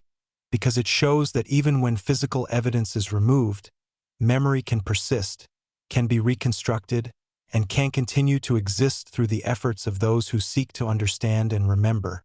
And as you continue to drift within this understanding, another layer begins to unfold, one that reveals how the legacy of these camps extends beyond their physical sites, influencing education, discourse, and collective awareness, creating an ongoing process of engagement with the past. And as you allow this awareness to settle, the contrast between presence and absence becomes one of the most defining aspects of how Auschwitz-Birkenau and Treblinka are remembered, shaping not only their individual narratives, but the broader understanding of history itself. Chapter 5, Segment 1: The Weight of Numbers. As the understanding of memory, presence, and absence in Auschwitz-Birkenau and Treblinka settles into a deeper and more complete perspective, the focus now shifts toward something that I often used to describe these camps, yet remains difficult to fully comprehend, and that is the scale of loss expressed through numbers, because while numbers provide a way to measure, to compare, and to quantify, they also risk creating a distance from the reality they represent. And as you begin to imagine this, you might first consider Auschwitz-Birkenau, where the scale of loss is often described in figures that extend into the millions, reflecting its long period of operation, its large infrastructure, and its role as a central hub within the system. And this leads to a quiet realization that these numbers are not simply statistics, but represent individual lives, each with its own story, its own context, and its own place within a larger human experience. And as this awareness begins to take shape, you might picture the continuous flow of transports arriving at Auschwitz from across Europe, each bringing thousands of individuals into the system, contributing to the cumulative scale of what occurred there. And as this realization settles, the concept of accumulation becomes more apparent, because it shows that the scale of Auschwitz was built over time, through repeated processes that, when viewed individually, might seem limited, but when combined, create a vast and overwhelming total. And as you continue to drift through this understanding, another detail begins to emerge, one that adds to the sense of complexity, because the numbers associated with Auschwitz are derived from multiple sources, including records, testimonies, and later analysis, creating a picture that is both detailed and evolving, shaped by ongoing research and interpretation. And as you imagine this, it may begin to feel like a process of reconstruction, where each piece of information contributes to a larger understanding, yet where the full scope remains difficult to fully grasp. And as this awareness deepens, the role of documentation becomes more significant because it allows for a more precise estimation of the scale, creating a framework within which the numbers can be understood, even if they cannot be fully internalized. And as you reflect on this, the mind begins to grapple with the challenge of comprehension, because it shows that while numbers can convey magnitude, they cannot fully capture the human reality behind them. And as you continue to explore this idea, your attention shifts once more to the relationship between scale and perception, because larger numbers can sometimes create a sense of abstraction, making it more difficult to connect with the individual experiences that contribute to them. And as you imagine this, it may begin to feel like a tension between understanding and distance, where the scale is known, yet its full meaning remains difficult to hold. And as this realization settles, it adds to the sense of complexity, because it shows that the numbers associated with Auschwitz are both essential and limited, providing a measure of what occurred while also pointing toward something that extends beyond measurement. And as you continue to drift within this understanding, another layer begins to unfold, one that reveals how this accumulated scale contrasts with Treblinka, where the numbers, while also vast, are shaped by a different kind of process, one defined not by duration and accumulation over time, but by intensity and concentration within a shorter period.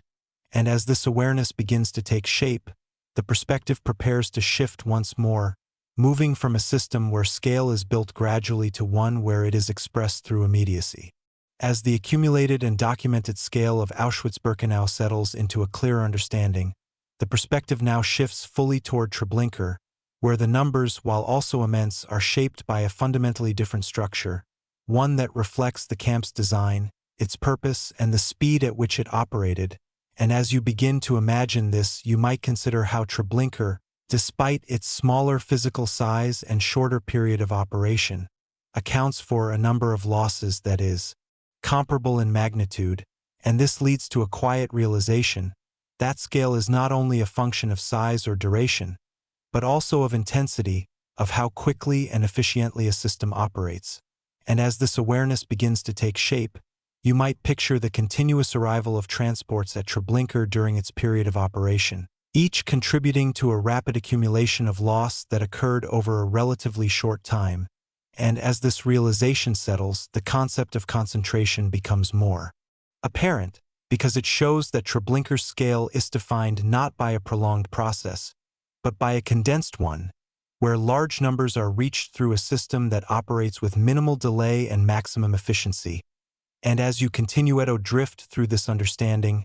another detail begins to emerge, one that adds to the sense of difficulty in quantification, because the deliberate destruction of records and the absence of extensive documentation create challenges in determining exact figures, resulting in estimates that are based on reconstruction rather than direct records. And as you imagine this, it may begin to feel like an incomplete picture, where the numbers, while known to be large, cannot be defined with the same level of precision.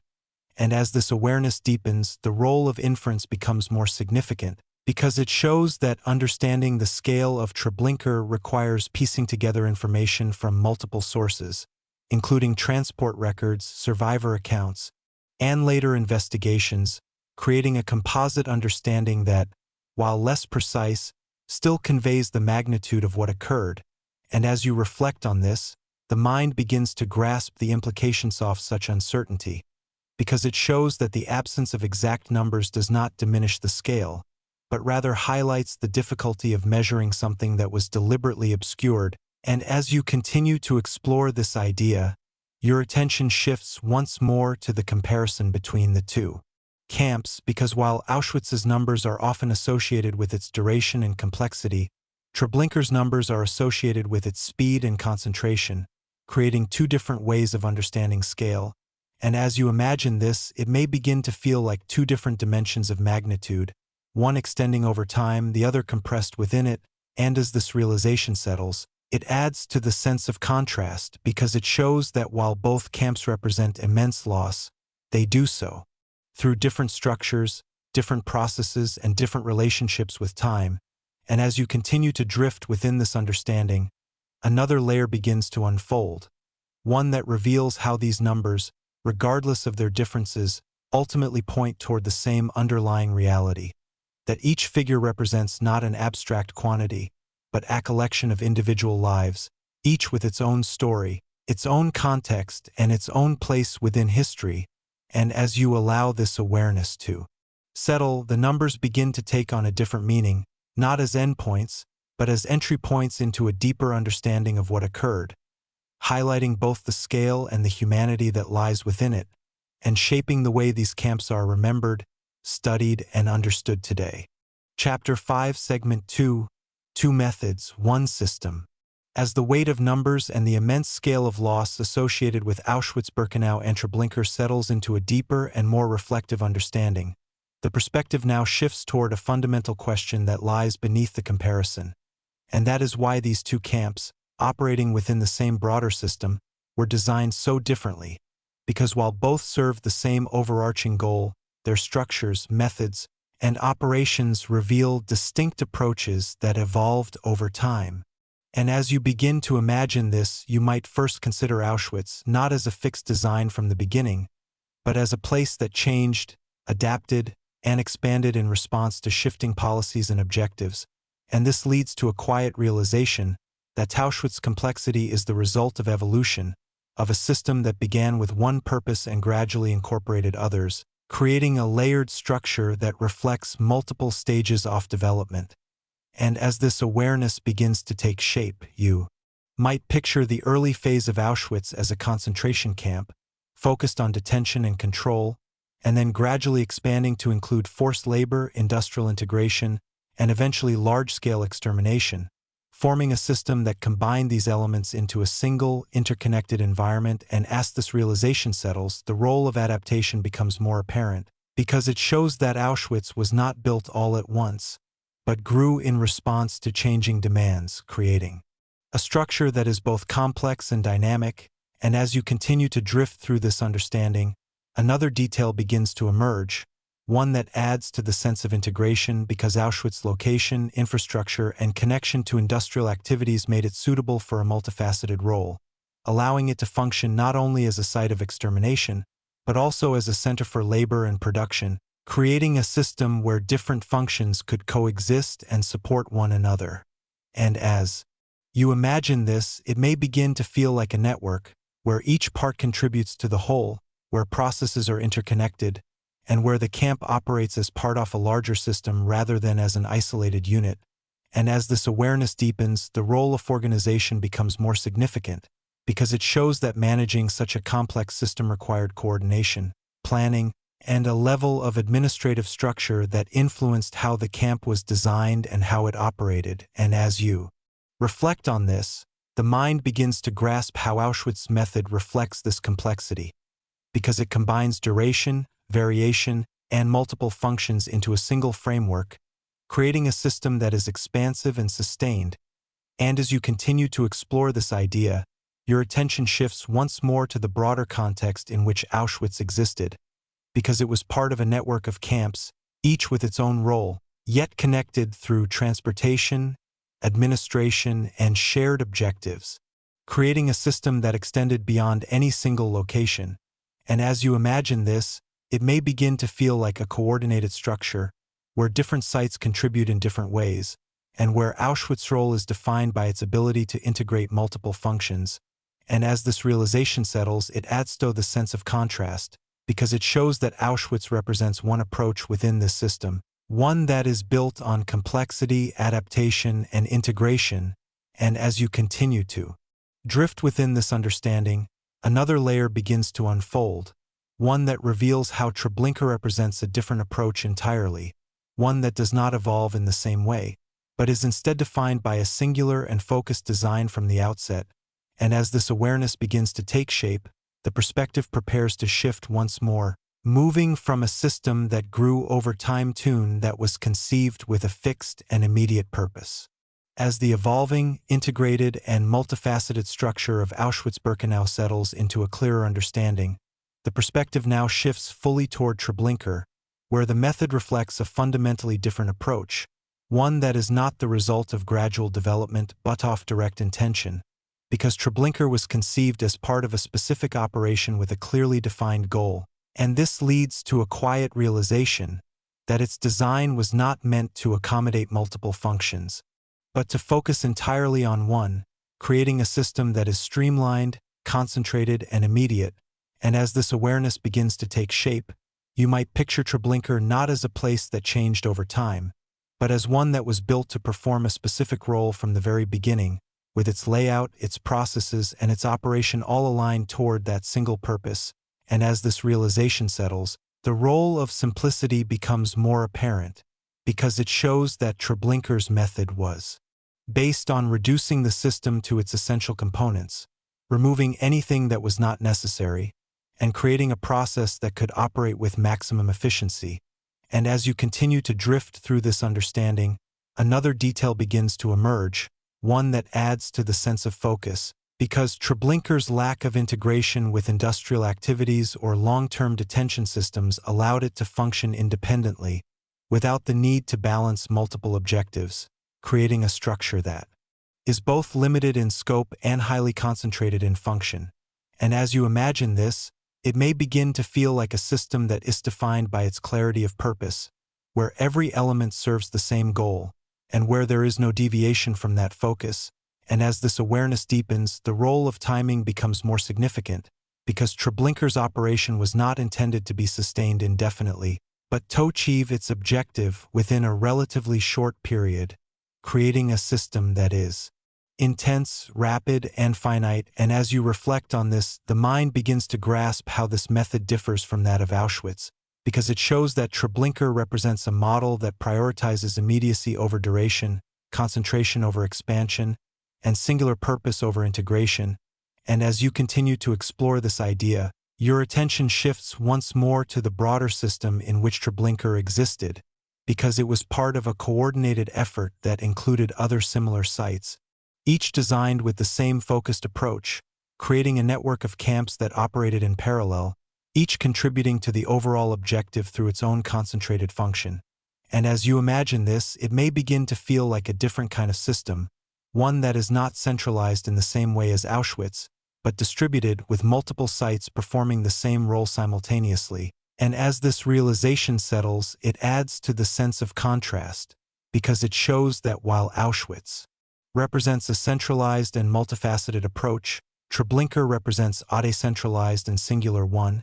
And as you continue to drift within this understanding, another layer begins to unfold, one that reveals how these different methods reflect not only practical considerations, but also strategic decisions, demonstrating that there was no single model, but multiple approaches that were employed depending on context, location, and objective. And as you allow this awareness to settle, the comparison between Auschwitz-Birkenau and Treblinka becomes more complete, revealing not only how they functioned individually, but how they fit within a larger system that utilized different methods to achieve the same outcome, each shaped by its own logic, its own design, and its own role within the broader structure. Chapter 5, Segment 3, Defining Deadliest. As the understanding of scale, methods, and the broader system in which Auschwitz-Birkenau and Treblinka operated settles into a deeper and more complete perspective, the focus now turns toward a question that often arises when these two camps are compared, and that is which of them can be considered the deadliest. Yet even as this question is asked, it begins to reveal its own limitations, because the idea of deadliest suggests a simple comparison, a measurable outcome, something that can be defined through numbers alone. And as you begin to imagine this, you might first consider how such a comparison is often framed, with Auschwitz frequently associated with the highest total number of deaths due to its size, duration, and role within the system, while Treblinka is often recognized for the speed and concentration with which it carried out its function. And this leads to a quiet realization that these two forms of scale, one accumulated over time, the other compressed within it, represent different dimensions of the same reality, making direct comparison more complex than it might initially appear. And as this awareness begins to take shape, you might reflect on how numbers, while important, do not fully capture the nature of what occurred, because they provide a measure of quantity, but not of experience, not of structure, and not of the different ways in which these camps operated. And as this realization settles, the perspective begins to shift away from a simple ranking and toward a deeper understanding of what deadliest might mean in this context, because it can refer not only to total numbers but also to efficiency, to immediacy, and to the proportion of those who entered the camp and did not leave. And as you continue to drift through this understanding, another detail begins to emerge, one that adds to the sense of complexity, because in Auschwitz there existed a range of outcomes, with some individuals surviving for a period of time within the camp, while others were killed shortly after arrival, creating a system where death was both immediate and delayed. And as you imagine this, it may begin to feel like a spectrum, where different experiences coexist within the same structure. And as this awareness deepens, the role of duration becomes more significant, because it shows that Auschwitz's scale is tied to its prolonged operation, to the continuous flow of individuals over time, each contributing to the cumulative total. And as you reflect on this, the mind begins to grasp how this form of scale differs from that of Treblinka, where the concept of survival within the camp was almost entirely absent, and where the vast majority of those who arrived were killed within a very short period, creating a system where the proportion of death relative to arrival was nearly absolute. And as you continue to explore this idea, your attention shifts once more to the concept of immediacy, because in Treblinka, the interval between arrival and outcome was minimal, creating a form of efficiency that is distinct from the more layered and prolonged process of Auschwitz. And as you imagine this, it may begin to feel like a system where the distinction between entering and leaving does not exist in the same way, where the process is compressed into a single sequence. And as this realization settles, it adds to the sense of contrast, because it shows that while Auschwitz represents a vast and sustained system of extermination, Treblinka represents a concentrated and immediate one. And as you continue to drift within this understanding, another layer begins to unfold, one that reveals how the question of which was deadlier cannot be answered through a single measure, because it depends on how the term is defined, whether through total numbers, through speed, through proportion, or through the experience of those who were there. And as this awareness deepens, the perspective begins to move beyond comparison toward a more nuanced understanding, where each camp is recognized not only for its scale, but for the distinct way in which it carried out its function. And as you allow this to settle, the idea of deadliest begins to lose its simplicity, replaced by a more complex and layered understanding of what these camps represent. As the question of which camp was deadliest shifts from a simple comparison toward a more complex and layered understanding, the perspective now moves further away from measurement and toward meaning, because beyond numbers, beyond speed, and beyond proportion, there is a deeper question about what these differences reveal, not only about the camps themselves, but about the system in which they existed. And as you begin to imagine this, you might consider how Auschwitz and Treblinka, despite their differences, were not isolated entities, but parts of a larger structure that employed multiple methods to achieve the same objective. And this leads to a quiet realization that the existence of different models does not indicate variation in intent, but rather variation in approach, demonstrating that the system was capable of adapting its methods to different contexts, locations, and requirements. And as this awareness begins to take shape, you might reflect on how the concept of deadliest can shift when viewed from this broader perspective, because it becomes less about identifying a single location and more about understanding the system as a whole, recognizing that the impact is cumulative, extending across multiple sites and methods. And as this realization settles, the role of comparison becomes more reflective, because it allows for a deeper examination of how different approaches functioned, how they were designed, and how they contributed to the overall structure. And as you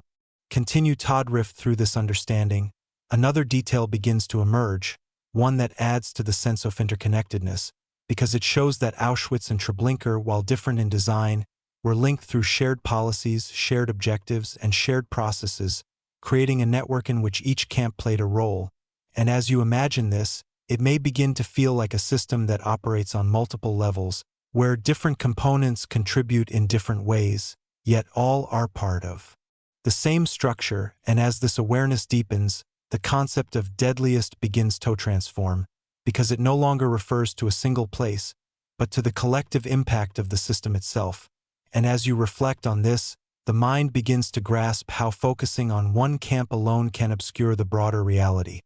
because it isolates one part of a system that was designed to function as a whole. And as you continue to explore this idea, your attention shifts once more to the importance of understanding these differences not as a way of ranking or comparing suffering, but as a way of recognizing how different methods can be used to achieve the same outcome, and how those methods shape the experiences, the evidence, and the memory of each camp. And as you imagine this, it may begin to feel like a deeper form of awareness, one that moves beyond surface-level comparisons and into a more comprehensive understanding of how these camps operated. And as this realization settles, it adds to the sense of perspective, because it shows that the question of deadliest is not one that can be answered definitively, but one that invites reflection, encouraging a deeper engagement with the history, the structure, and the meaning of what occurred. And as you continue to drift within this understanding, another layer begins to unfold, one that reveals how this shift in perspective allows for a more complete and respectful understanding of these camps, not as competitors in a comparison, but as distinct parts of a larger and more complex system, each with its own characteristics, each contributing to the overall reality. And as you allow this awareness to settle, the comparison between Auschwitz-Birkenau and Treblinka becomes not a question of which was greater or more severe, but a recognition of how different forms of the same system can exist, each reflecting a different aspect of its design,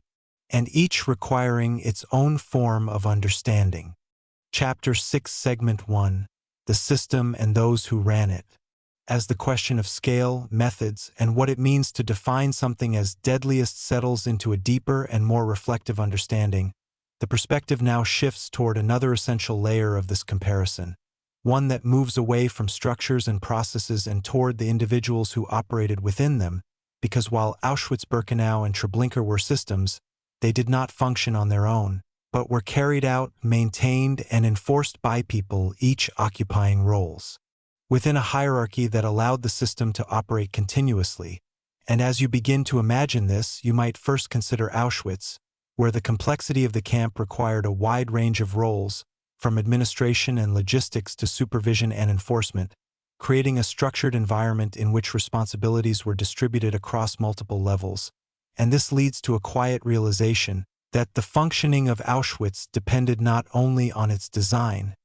but on the coordination of individuals who carried out specific tasks, contributing to the overall operation of the camp. And as this awareness begins to take shape, you might picture the administrative offices where records were maintained, where transports were organized, and where decisions were documented, creating a layer of organization that supported the camp's broader function. And as this realization settles, the role of bureaucracy becomes more apparent, because it shows that the system operated through procedures, through documentation, and through a chain of command that allowed actions to be coordinated across different parts of the camp.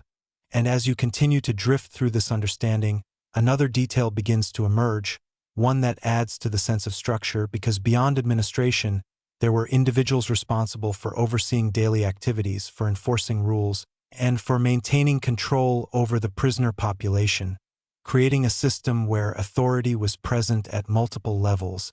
And as you imagine this, it may begin to feel like a layered hierarchy, where decisions flow from one level to another, where responsibilities are defined, and where each role contributes to the functioning of the whole. And as this awareness deepens, the role of specialization becomes more significant, because it shows that different aspects of the camp's operation were handled by individuals assigned to specific tasks, whether in labor management, security, or other functions, creating a system that is both organized and segmented. And as you reflect on this, the mind begins to grasp how such a structure allows for continuity, because it enables the system to operate even as individuals change, with roles remaining consistent even as the people within them shift.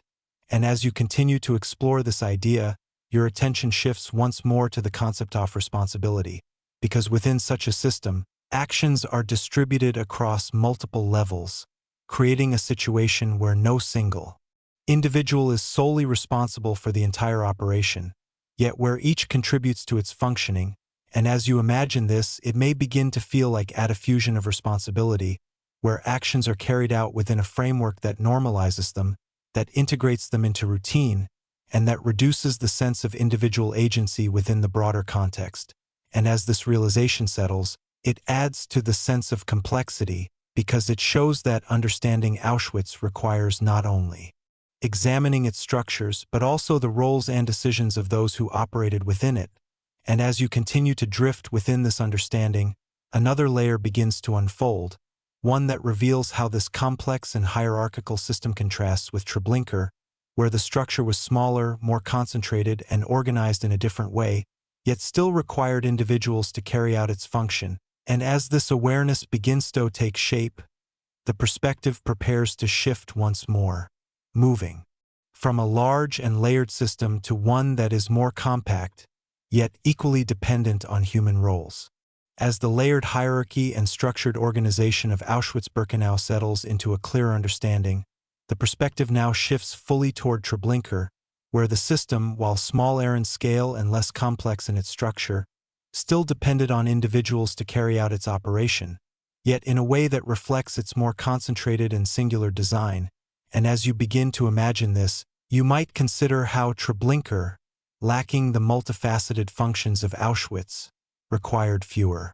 roles, fewer layers of administration, and a more direct form of organization, creating a system where responsibilities were more narrowly defined, yet still essential to the camp's functioning. And this leads to a quiet realization that while the structure of Treblinka was simpler, it was not less organized, but rather organized in a way that aligned with its specific purpose, focusing on efficiency, continuity, and the maintenance of its central process. And as this awareness begins to take shape,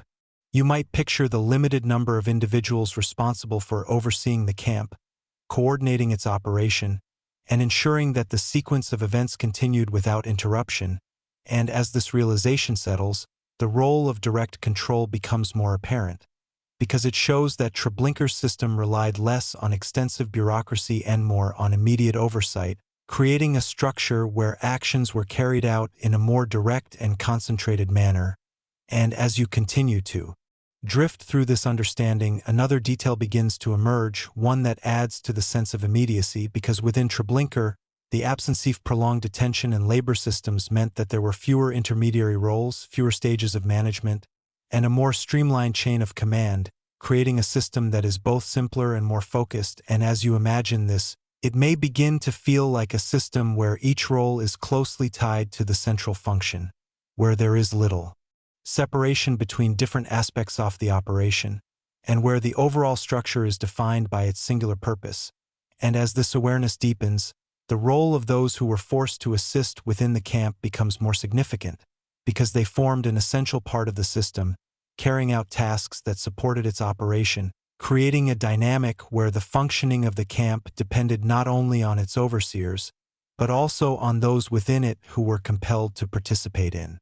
maintaining the process. And as you reflect on this, the mind begins to grasp how responsibility within Treblinka is both concentrated and distributed, because while the overall structure is smaller, the actions that sustain it are still carried out by multiple individuals, each contributing to the continuation of the system. And as you continue to explore this idea, your attention shifts once more to the comparison between the two camps, because while Auschwitz's system is defined by its complexity and layered hierarchy, Treblinka's system is defined by its simplicity and directness, creating two different models of organization that reflect their respective purposes. And as you imagine this, it may begin to feel like two different forms of structure, one expansive and segmented, the other compact and unified, yet both functioning within the same broader system. And as this realization settles, it adds to the sense of contrast, because it shows that while the scale and design of these camps differ, they both rely on human roles, on decisions, and on actions that allow the system to operate. And as you continue to drift within this understanding, another layer begins to unfold, one that reveals how examining these roles and structures provides insight not only into how the camps functioned, but also into how systems of this kind are sustained, demonstrating that even the most complex or the most streamlined structures ultimately depend on the people within them. And as you allow this awareness to settle, the comparison between Auschwitz-Birkenau and Treblinka becomes more complete, revealing not only their physical and operational differences, but also the human elements that made their functioning possible. Chapter 6, Segment 2, Orders and Execution. As the understanding of the individuals and roles within Auschwitz-Birkenau and Treblinka settles into a deeper and more complete perspective, the focus now shifts toward how these roles were guided, coordinated, and directed, because while the camps operated through structured hierarchies and assigned responsibilities, they were ultimately shaped by decisions, by orders that originated beyond the camps themselves and moved downward through layers of authority, creating a system in which actions were not random but aligned with broader objectives. And as you begin to imagine this, you might first consider how Auschwitz, with its complexity and scale, required a continuous flow of directives, decisions that influenced everything from the movement of transports to the allocation of labor and the management of resources. And this leads to a quiet realization that the functioning of Auschwitz was not only a matter of internal organization, but also of external coordination, where instructions from higher levels were interpreted, implemented, and adapted within the camp, creating a connection between distant decision-making and immediate action.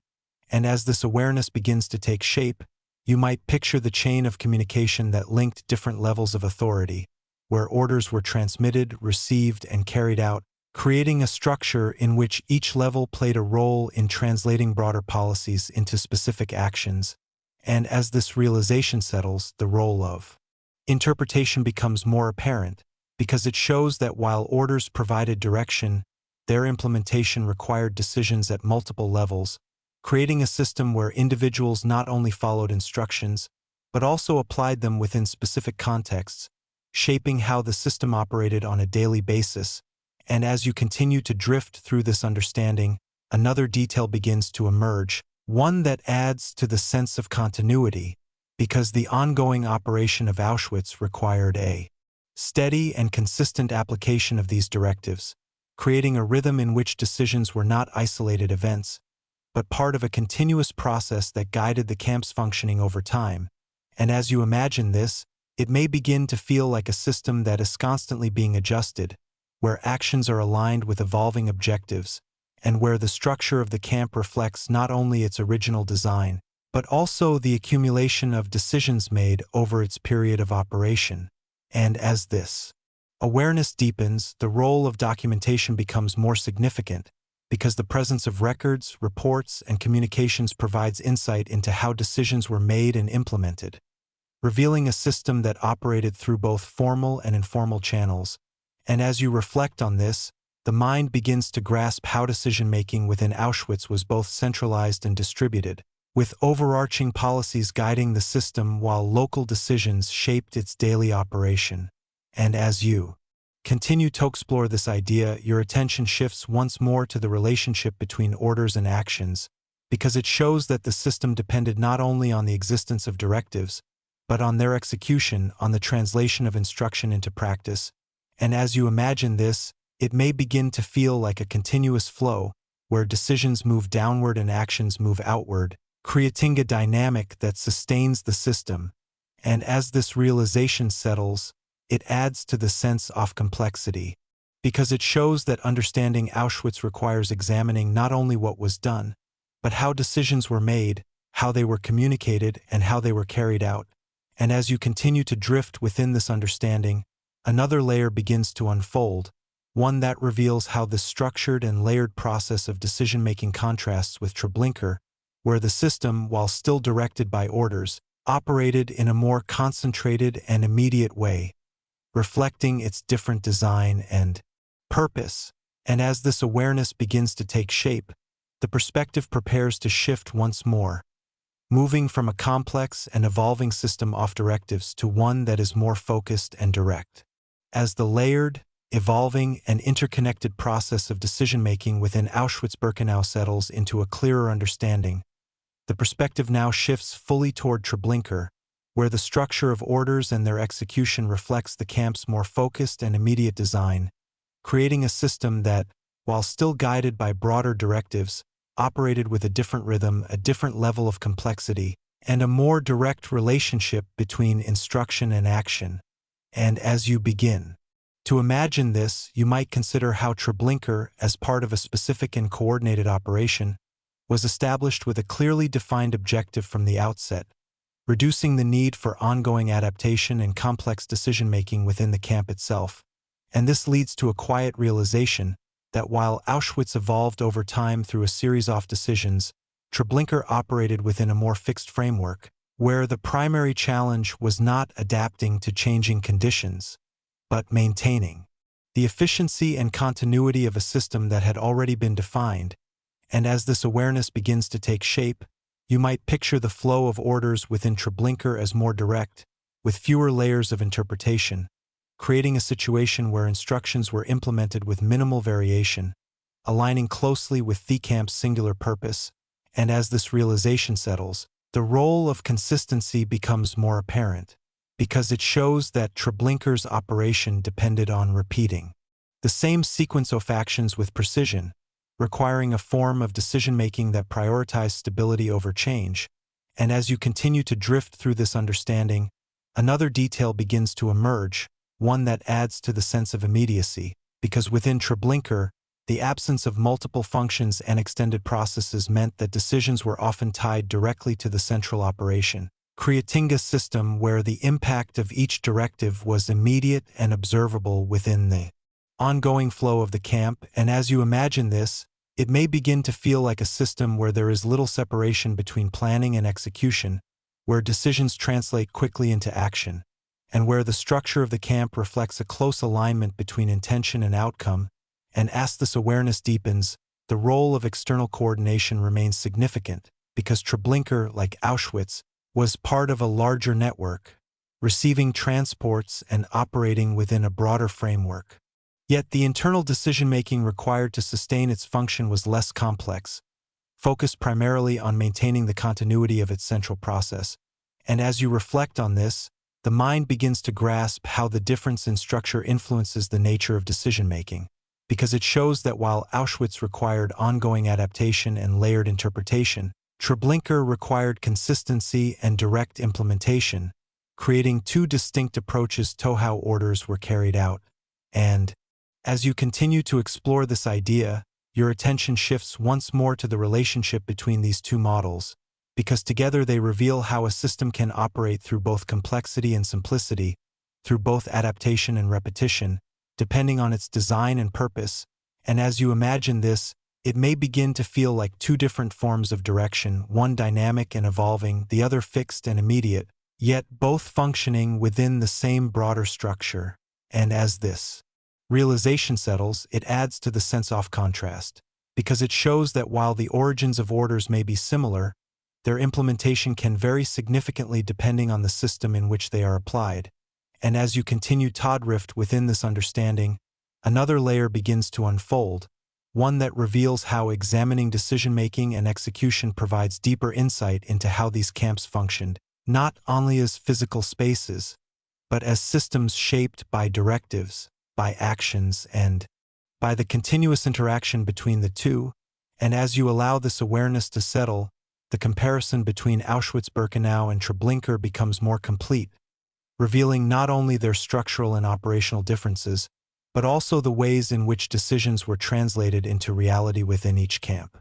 Chapter 6, Segment 3. After the system ended. As the understanding of roles, decisions, and the execution of orders within Auschwitz-Birkenau and Treblinka settles into a deeper and more complete perspective, the focus now shifts toward what happened after these systems ceased to operate, because while the camps themselves were dismantled, abandoned, or discovered, the actions that took place within them did not simply end with their closure, but instead carried forward into a different kind of process, one that sought to examine, to understand, and to assign responsibility. And as you begin to imagine this, you might first consider how the transition from operation to aftermath created a shift in perspective, where the same actions that had once been carried out within a structured system were now viewed from the outside, removed from the context in which they had been normalized, and this leads to a quiet realization that this shift allowed for a different kind of evaluation, one that looked not at how the system functioned, but at what it meant and who was responsible for its operation. And as this awareness begins to take shape, you might picture the process of gathering information, of collecting testimonies, of examining records, and of reconstructing events, creating a foundation upon which understanding could be built. And as this realization settles, the role of documentation becomes more apparent because it shows that the same records that once supported the functioning of the camps now served a different purpose, providing evidence that could be used to tonalize what had occurred. And as you continue to drift through this understanding, another detail begins to emerge, one that adds to the sense of complexity, because the process of assigning responsibility was not straightforward, but involved examining actions across multiple levels, from those who made decisions to those who carried them out, creating a situation where responsibility was both individual and collective. And as you imagine this, it may begin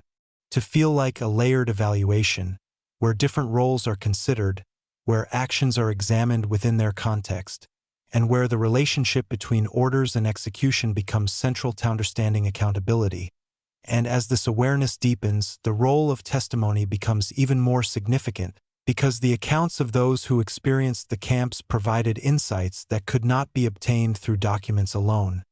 adding a human dimension to the process of evaluation. And as you reflect on this, the mind begins to grasp how these testimonies, combined with physical and documentary evidence,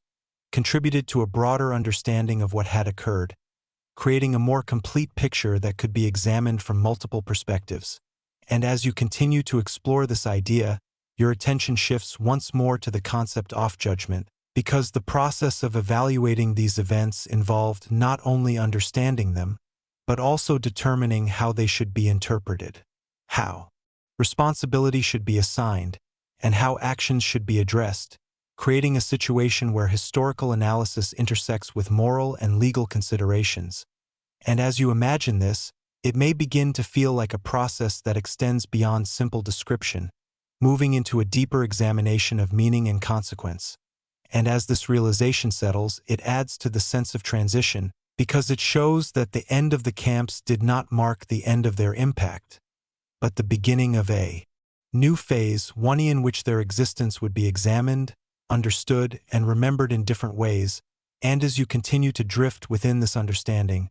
another layer begins to unfold, one that reveals how this process of accountability unfolded differently depending on the available evidence, the structure of the camps, and the roles of those involved, setting the stage for a comparison between how Auschwitz-Birkenau and Treblinka were addressed in the aftermath. And as this awareness begins to take shape, the perspective prepares to shift once more, moving from the general process of accountability to the specific ways in which it was applied to each camp. As the broader process of responsibility and accountability after the end of the camp settles into a clearer understanding, the perspective now shifts toward how these processes unfolded in relation to Auschwitz-Birkenau and Treblinka specifically, revealing how differences in structure, documentation, and evidence influenced the way each was examined and judged. And as you begin to imagine this, you might first consider Auschwitz, where the presence of extensive documentation, surviving structures, and a larger number of witnesses created a situation in which the events that occurred there could be reconstructed with a higher degree of detail. And this led to a quiet realization that this availability of evidence allowed for a more comprehensive examination, where actions could be traced, roles could be identified, and responsibilities could be analyzed within a clearer framework. And as this awareness begins to take shape, you might picture the process of reviewing records, comparing testimonies, and examining the physical site, creating a layered understanding that could support detailed analysis. And as this realization settles, the role of clarity becomes more apparent, because it shows that the abundance of evidence in Auschwitz contributed to a more defined narrative, one in which specific actions and decisions could be linked to individuals and roles within the system, And as you continue to drift through this understanding, another detail begins to emerge, one that adds to the sense of contrast, because when the focus shifts to Treblinka, the process becomes more complex, shaped by the relative absence of physical evidence and the limited documentation available, creating a situation where reconstruction relies more heavily on indirect sources, on testimonies, and on the careful interpretation of what remains. And as you imagine this, it may begin to feel like a more fragmented process, where pieces of information must be assembled to form a coherent picture, and where gaps in evidence require careful consideration. And as this awareness deepens, the Roloff survivor accounts becomes even more central, because they provide some of the most direct insights into the camp's operation, compensating for the lack of extensive documentation. And as you reflect on this, the mind begins to grasp how these differences influence the way each camp is understood and evaluated, because they shape the type of evidence available, the level of detail that can be achieved,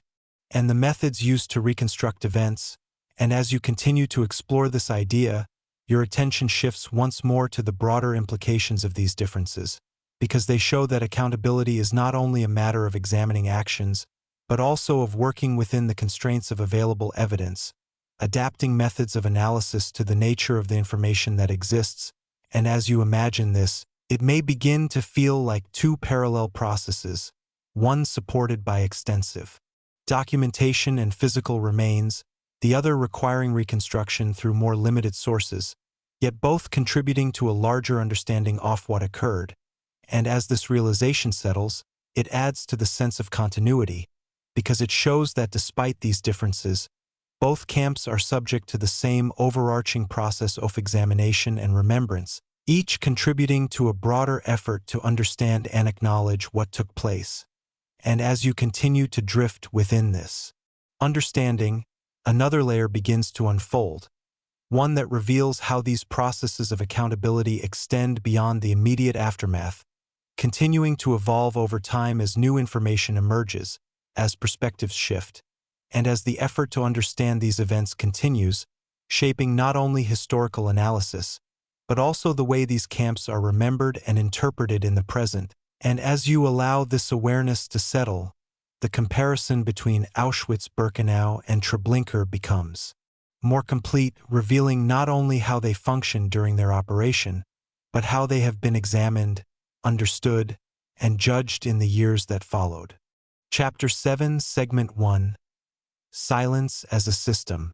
As the understanding of responsibility, accountability, and the aftermath of Auschwitz-Birkenau and Treblinka settles into a deeper and more complete perspective, the focus now shifts towards something that existed alongside every structure, every decision, and every action within these camps, yet often remained less visible, and that is the role of silence, because neither Auschwitz nor Treblinka operated in a way that allowed their full reality to be openly known at the time, but instead functioned within systems of controlled information, where what was happening was limited, concealed, and managed in ways that shaped both perception and awareness. And as you begin to imagine this, you might first consider how Auschwitz, despite its size and visibility, still operated under a framework that restricted understanding, creating a situation where even those who were brought into the camp often did not fully grasp what it was or what it represented until they were already within its system. And this leads to a quiet realization that silence in Auschwitz was not the absence of activity, but the absence of clear information. Where the structures were visible, the processes were ongoing. Yet their meaning was obscured through controlled narratives, limited communication, and deliberate deception. And as this awareness begins to take shape, you might picture the arrival of transports once more, where individuals were given instructions, directed through processes, and guided by explanations that did not reflect the reality of what was occurring, creating a gap between appearance and truth. And as this realization settles, the role of language becomes more apparent, because it shows that words were used not only to communicate, but also to conceal, to present actions in ways that reduced resistance and maintained order. And as you continue to drift through this understanding, another detail begins to emerge, one that adds to the sense of controlled environment. Because within Auschwitz, Communication between different groups was limited, with prisoners, guards, and administrators existing within structured roles that restricted the flow of information, creating a situation where knowledge was fragmented, where individuals understood parts of the system but not necessarily the whole. And as you imagine this, it may begin to feel like a space where awareness is partial, where information is distributed unevenly, and where the full reality is difficult to grasp. And as this awareness deepens, the role of isolation becomes more significant, because it shows that by limiting interaction and controlling movement, the system further restricted the exchange of information, reinforcing the separation between what was happening and what was understood. And as you reflect on this, the mind begins to grasp how silence can be constructed, not through the absence of sound, but through the management of information, through the shaping of perception, and through the creation of an environment where understanding is limited. And as you continue to explore this idea, your attention shifts once more to the external world, because Auschwitz, despite its relative visibility, was still part of a system that controlled what information left the camp, restricting knowledge beyond its boundaries and contributing to a broader environment in which the full reality was not widely known at the time. And as you imagine this, it may begin to feel like a layered silence, where information is restricted both internally and externally, creating a barrier between the camp and the outside world. And as this realization settles, it adds to the sense of complexity, because it shows that Auschwitz's operation depended not only on physical control, but also on informational control, shaping what was known, what was believed, and what remained hidden. And as you continue to drift within this understanding, another layer begins to unfold, one that reveals how this form of controlled silence contrasts with Treblinka, where secrecy was not only a component of the system, but one of its defining features. And as this awareness begins to take shape, the perspective prepares to shift once more, moving from a system where silence coexisted with visibility to one where concealment was central to its design. As the layered and controlled silence within Auschwitz-Birkenau settles into a clearer understanding, where visibility and concealment existed side by side, the perspective now shifts fully toward Treblinka, where secrecy was not simply a supporting element of the system, but a central and defining characteristic, shaping every aspect of its design, operation, and eventual disappearance. And as you begin to imagine this, you might picture Treblinka as a place deliberately removed from awareness, located in isolation, structured in a way that minimized visibility, and operated with the intention of leaving as little trace as possible. And this leads to a quiet realization that silence in Treblinka was not something that emerged alongside the system, but something that was built into it from the very beginning, creating an environment where information was not just controlled, but almost entirely contained. And as this awareness begins to take shape, you might consider how the rapid and immediate nature of the camp's operation contributed to this silence, because with little time between arrival and outcome, there was minimal opportunity for individuals to observe, to understand, or to communicate what was happening, creating a situation where awareness was limited not only by design, but by the structure of time itself. And as this realization settles, the role of isolation becomes even more apparent, because Treblinka's remote location reduced the likelihood of external observation, limiting the chances that its operation would be seen or reported. And as you continue to drift through this understanding, another detail begins to emerge, one that adds to the sense of intentional concealment, because beyond its operation, Treblinka was also designed to erase itself, with efforts made to dismantle structures, remove evidence, and alter the landscape, creating a situation where even after the camp ceased to function, its presence would be difficult to detect. And as you imagine this, it may begin to feel like a system that not only operates in silence, but seeks to extend that silence into the future, preventing the reconstruction of its history and limiting the ability to fully understand what occurred. And as this awareness deepens, the role of limited testimony becomes more significant, because the small number of individuals who survived Treblinka provide some of the few direct insights into its operation, making their accounts essential in breaking the silence that the system attempted to maintain. And as you reflect in this, the mind begins to grasp how silence can persist even after a system has ended, especially when evidence is limited and records are scarce, creating a situation where understanding must be actively pursued, reconstructed through fragments, and maintained through continued effort. And as you continue to explore this idea, your attention shifts once more to the contrast between Auschwitz and Treblinka, because while Auschwitz's silence was partial and layered, allowing for eventual visibility and documentation, Treblinka's silence was more complete, more deliberate, and more difficult to overcome, requiring a different approach to uncovering its history. And as you imagine this, it may begin to feel like two different forms of absence, one where information exists but is obscured, the other where information is removed entirely. And as this realization settles, it adds to the sense of contrast, because it shows that while both camps relied on secrecy, they did so in ways that reflect their design and purpose, creating different challenges for understanding and remembrance. And as you continue to drift within this understanding, another layer begins to unfold, one that reveals how these systems of silence influence not only how these camps operated, but how they are remembered today, shaping the availability of information, the clarity of historical records, and the ways in which their stories can be told. And as you allow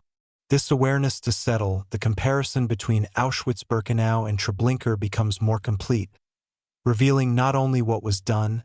but what was hidden, and how that concealment continues to shape understanding even now.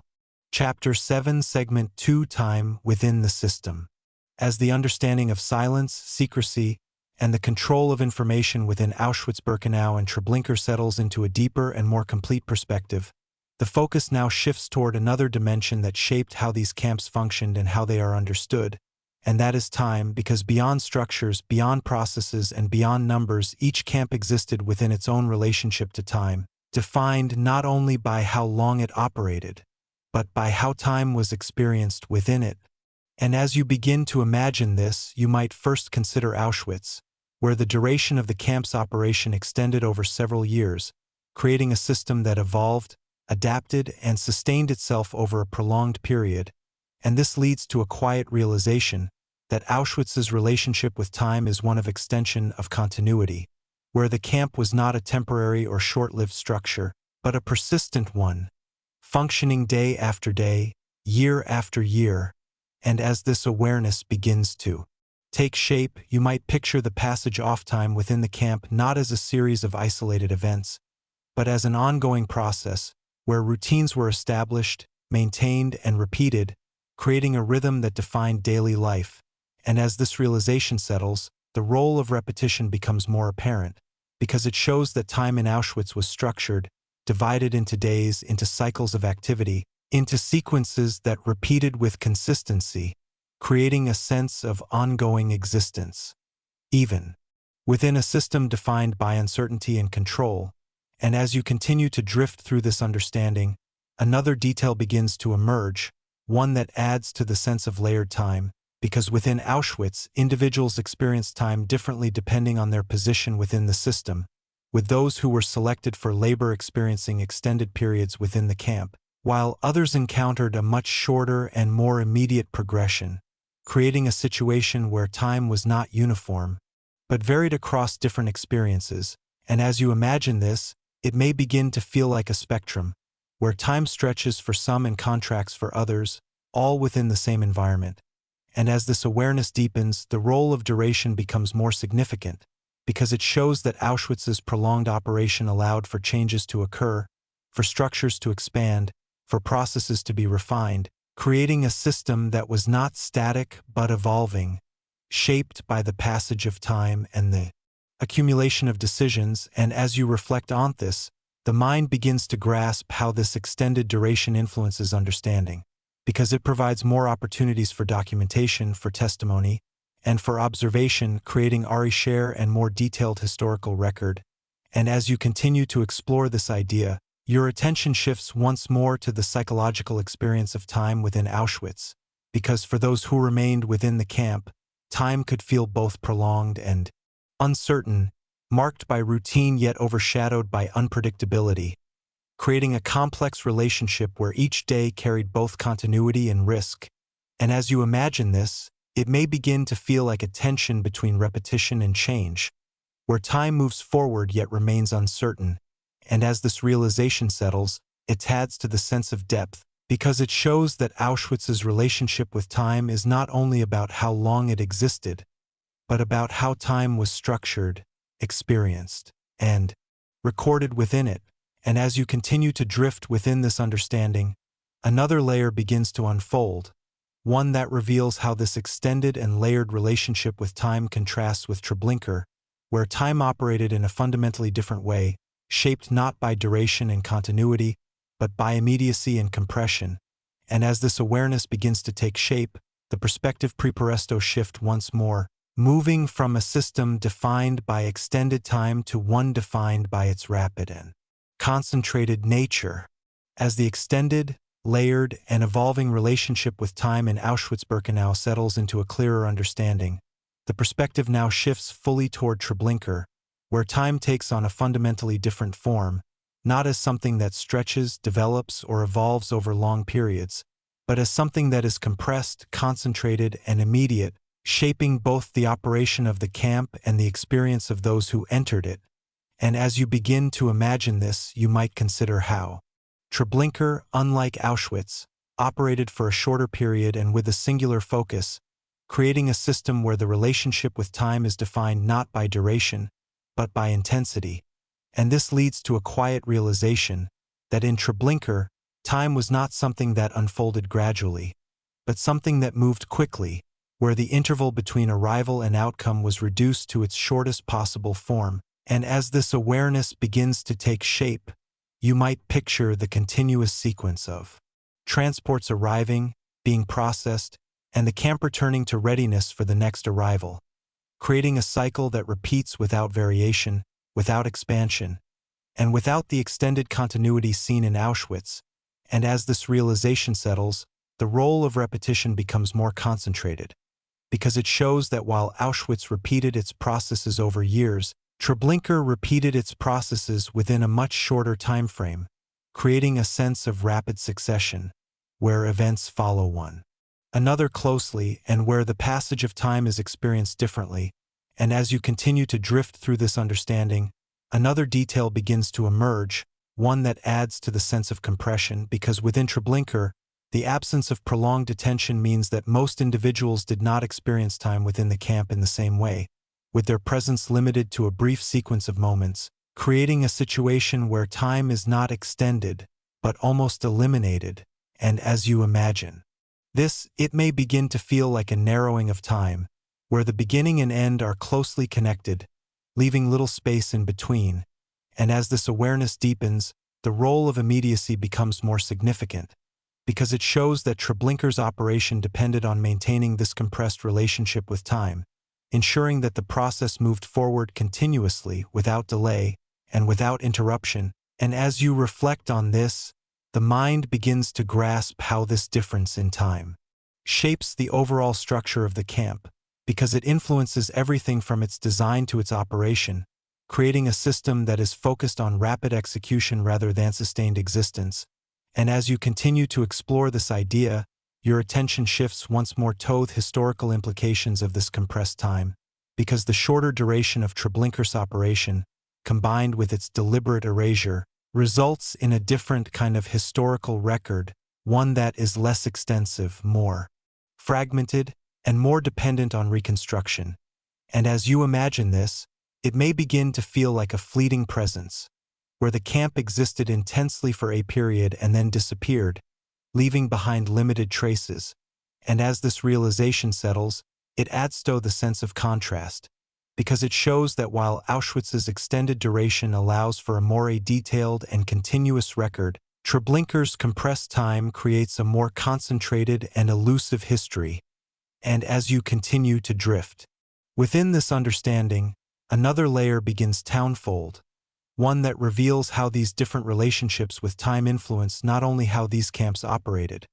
but how they are remembered, studied, and understood, creating two distinct yet interconnected temporal narratives, one defined by duration and evolution, the other by immediacy and intensity, and as you allow this awareness to settle, the comparison between Auschwitz-Birkenau and Treblinka becomes more complete, revealing not only what happened and how, but when and how the experience and structure of time itself shaped these places and their legacy. Chapter 7, Segment 3, Inside the Mind. As the understanding of time, duration, and the way these systems operated within it settles into a deeper and more complete perspective, the focus now shifts inward towards something less visible yet profoundly significant, and that is the human mind, because beyond structures, processes, and numbers, the experience of Auschwitz-Birkenau and Treblinka was also shaped by perception, by awareness, and by the ways in which individuals tried to understand, interpret, and respond to what was happening around them. And as you begin to imagine this, you might first consider Auschwitz, where the presence of sustained existence within the camp created conditions in which awareness could develop over time, even if it remained incomplete or fragmented. And this leads to a quiet realization that within Auschwitz, individuals did not encounter the system all at once, but gradually, through a series of experiences that revealed different aspects of its operation. And as this awareness begins to take shape, you might picture how perception changed from the moment of arrival, where confusion and uncertainty were dominant, to later stages, where patterns could be recognized, where the structure of the camp became more apparent, and where individuals began to form a clearer, though still limited, understanding of the reality they were in. And as this realization settles, the role of gradual awareness becomes more apparent, because it shows that knowledge within Auschwitz was not immediate, but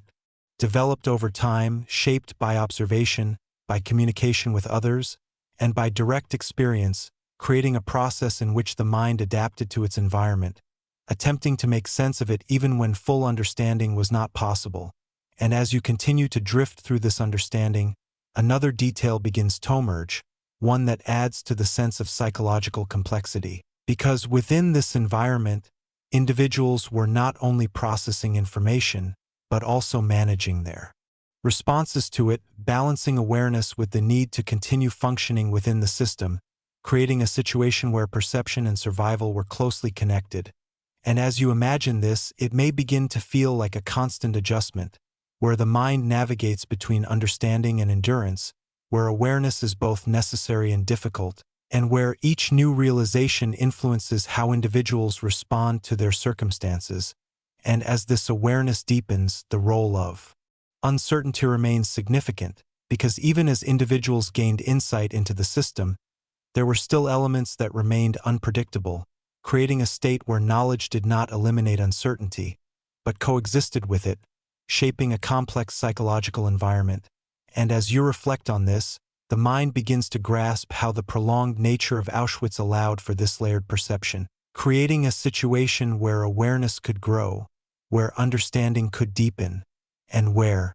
individuals could develop strategies, however limited, to navigate the system. And as you continue to explore this idea, your attention shifts once more to the collective dimension of perception, because within Auschwitz, individuals were not isolated in their experiences, but part of a larger group where information could be shared, where observations could be compared, and where a form of collective awareness could emerge, even if it remained incomplete. And as you imagine this, it may begin to feel like a shared process of understanding, where the mind is influenced not only by personal experience, but by the experiences of others, creating a network of perception that extends beyond the individual. And as this realization settles, it adds to the sense of depth, because it shows that the psychological experience of Auschwitz was not static but dynamic, evolving over time as individuals interacted with the system and with each other. And as you continue to drift within this understanding,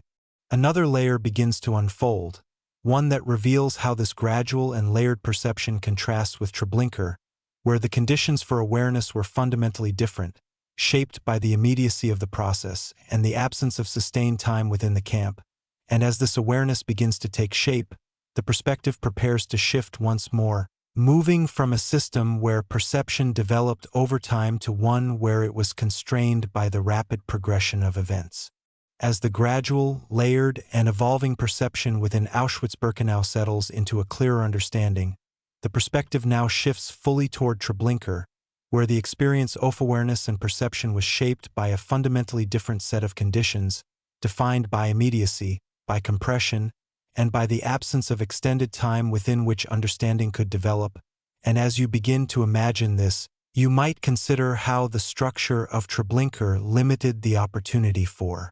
individuals to process what was happening, because the rapid progression from arrival to outcome meant that there was little time to observe, to interpret, or to form a coherent understanding of the environment, and this leads to a quiet realization that in Treblinka perception was often fragmented, incomplete, and immediate, shaped by the urgency of the moment rather than by a gradual accumulation of knowledge. And as this awareness begins to take shape, you might picture the arrival process once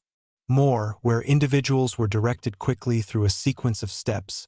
where movement was continuous, and where the pace of events left little space for reflection, creating a situation where the mind was focused on immediate instructions rather than on broader understanding.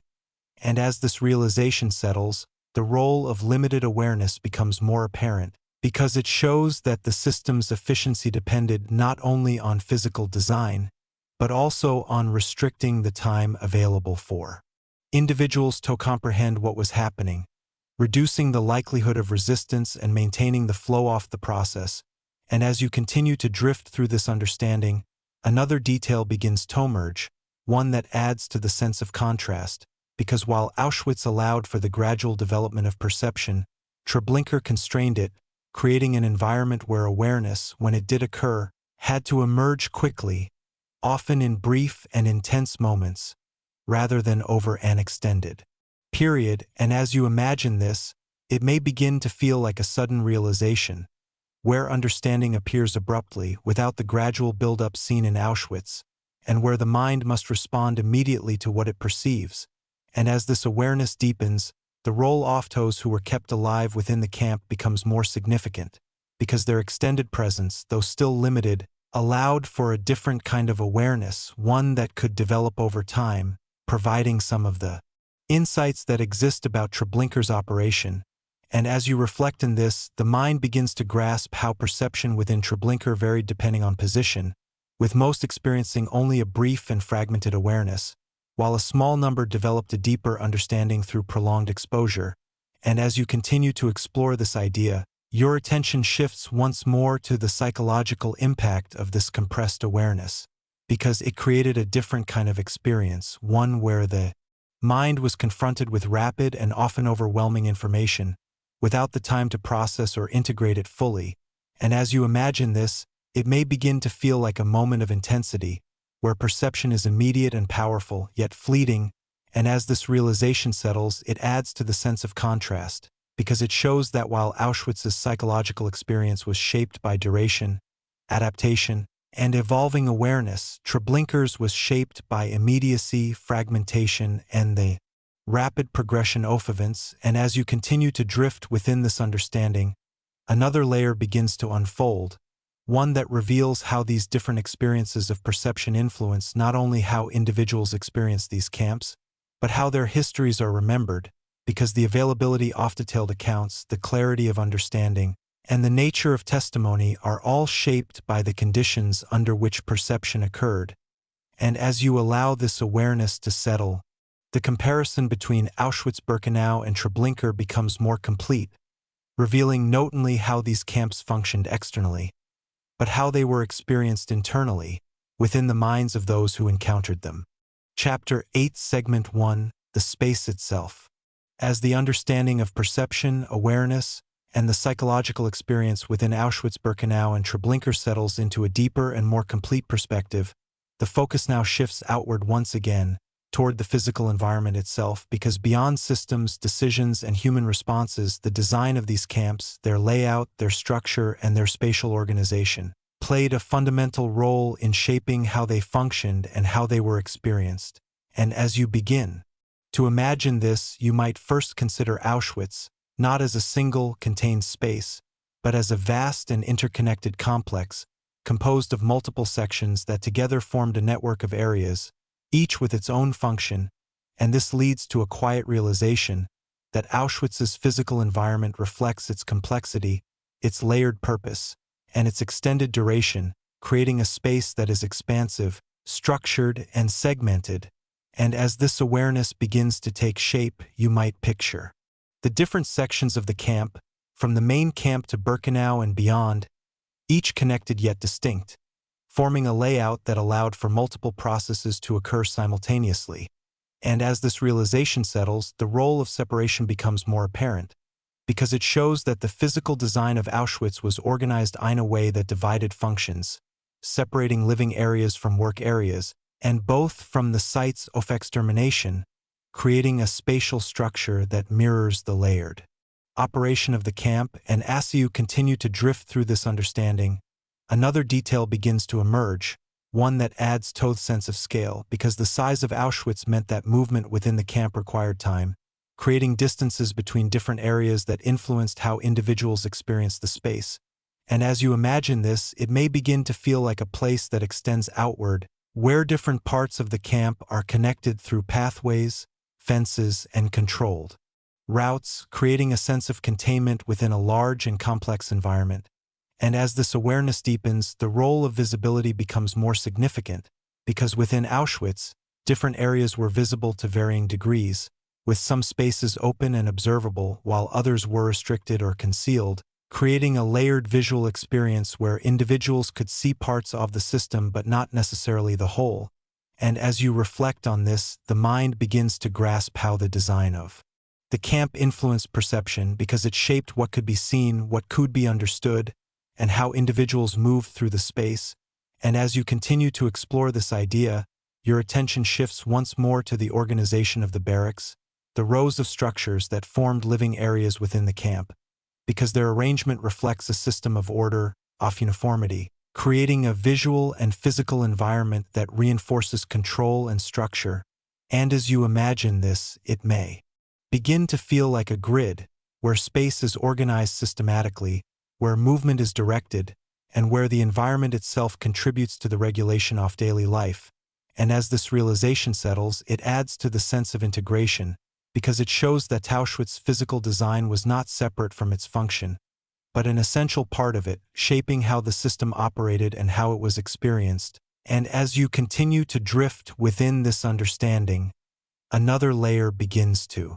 unfold, one that reveals how this expansive and segmented design contrasts with Treblinka, where the physical environment was smaller, more contained, and organized in a fundamentally different way, reflecting its singular purpose and immediate operation. And as this awareness begins to take shape, the perspective prepares to shift once more, moving from a complex and expansive layout to one that is more compact and direct. As the expansive, segmented, and structured environment of Auschwitz-Birkenau settles into a clearer understanding, the perspective now shifts fully toward Treblinka, where the physical design reflects a fundamentally different approach, one that is not based on expansion, variation, or the coexistence of multiple functions, but on concentration, direction, and immediacy, creating a space that is smaller, more contained, and more narrowly focused. And as you begin to imagine this, you might consider how Treblinka's layout was designed not to accommodate prolonged existence,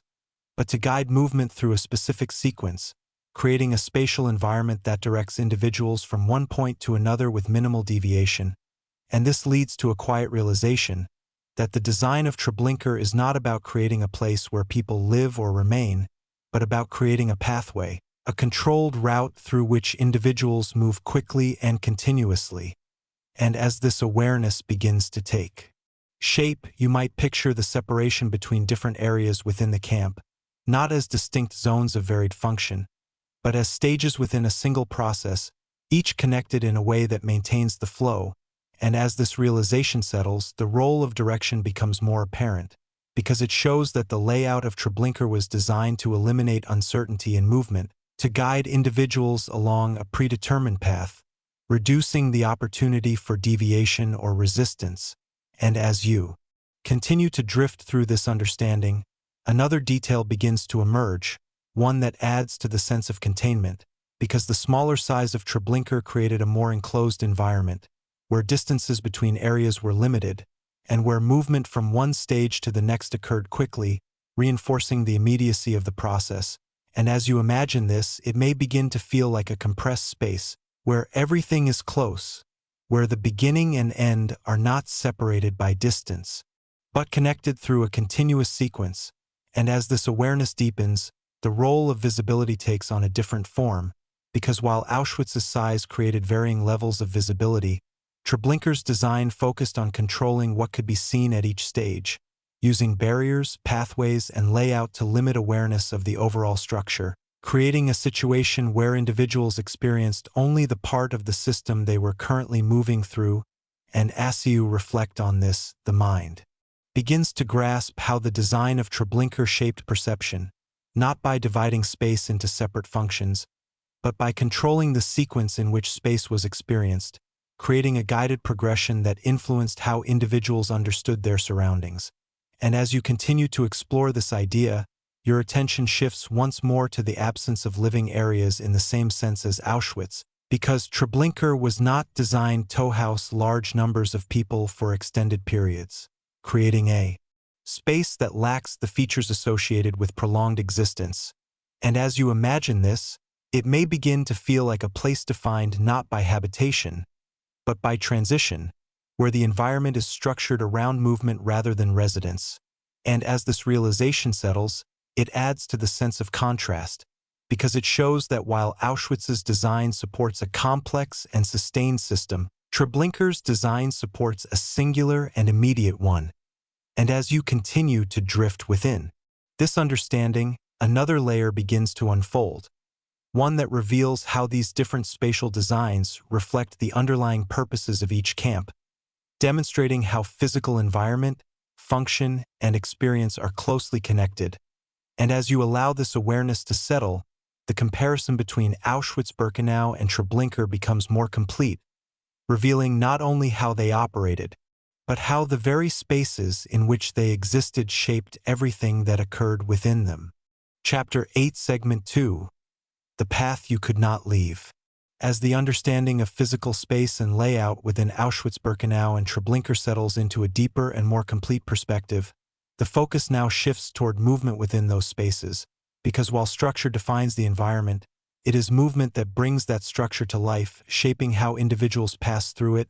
how they experience it, and how the system itself functions. And as you begin to imagine this, you might first consider Auschwitz, where the size and complexity of the camp created multiple pathways, routes that connected different areas, each associated with specific functions. And this leads to a quiet realization that movement within Auschwitz was not random, but organized, regulated, and directed, forming a network of controlled paths that guided individuals through the system. And as this awareness begins to take shape, you might picture the daily routines that required prisoners to move between barracks, work sites, and other areas, creating patterns of movement that repeated over time, forming a rhythm that became part of the camp's operation. And as this realization settles, the Rolioff routine becomes more apparent, because it shows that movement in Auschwitz was often predictable, structured around schedules, assignments, and regulations that dictated when and where individuals could go, creating a sense of controlled continuity. And as you continue to drift through this understanding, another detail begins to emerge, one that adds to the sense of restriction, because while movement existed, it was not free, but confined within boundaries, with fences, guards, and checkpoints ensuring that individuals remained within designated areas, creating a system where movement was both permitted and limited. And as you imagine this, it may begin to feel like a constrained environment, where paths are defined, where options are limited, and where direction is imposed rather than chosen. And as this awareness deepens, the role of variation becomes more significant, because within Auschwitz, different individuals experienced movement differently, with those assigned to labor moving between various sites, while others remained within more confined areas, creating a range of experiences within the same environment. And as you reflect on this, the mind begins to grasp how movement contributes to perception, because it shapes what individuals see, what they encounter, and how they understand the space around them. And as you continue to explore this idea, your attention shifts once more to the arrival process, because even here, movement played a central role, guiding individuals from the train platform through selection and into different parts of the camp, creating a sequence that introduced them to the system. And as you imagine this, it may begin to feel like an entry into a structured flow, where each step leads to the next, where direction is given, and where the path forward is controlled. And as this realization settles, it adds to the sense of integration, because it shows that movement in Auschwitz was not separate from its function, but an essential part of it, shaping how the system operated on a daily basis. And as you continue to drift within this understanding, another layer begins to unfold, one that reveals how this network of controlled yet varied movement contrasts with Treblinka, where movement was far more direct, far more compressed, and far more singular in its purpose. And as this awareness begins to take shape, the perspective prepares to shift once more, moving from a system of multiple paths to one defined by a single, unbroken route. As the structured, varied, and regulated movement within Auschwitz-Birkenau settles into a clearer understanding, the perspective now shifts fully toward Treblinka, where movement takes on a fundamentally different form, not as a network of paths that support multiple functions, but as a single, directed flow that defines the entire operation of the camp. And as you begin to imagine this, you might consider how Treblinka's design eliminated the complexity of movement, reducing it to a sequence, a controlled progression from one point to the next, creating a system where direction was not one of many possibilities, but the only possibility. And this leads to a quiet realization that in Treblinka, movement was not something that individuals navigated, but something they were carried through, guided by the structure of the camp and the urgency of the process. And as this awareness begins to take shape, you might picture the path from arrival, where individuals were directed quickly away from the trains, through designated areas, and onward through a series of connected spaces, each leading directly to the next, creating a continuous flow that did not allow for pause, deviation, or return. And as this realization settles, the role of speed becomes more apparent, because it shows that movement in Treblinka was not only controlled, but accelerated, designed to maintain momentum and prevent disruption, creating a rhythm that is defined by immediacy rather than routine. And as you continue to drift through this understanding, another detail begins to emerge, one that adds to the sense of inevitability, because within this system, the path was not only directed, but enclosed with barriers, fences, and controlled routes, ensuring that movement could only occur in one direction, reinforcing the sense that once the process began, it could not be altered. And as you imagine this, it may begin to feel like a narrowing corridor,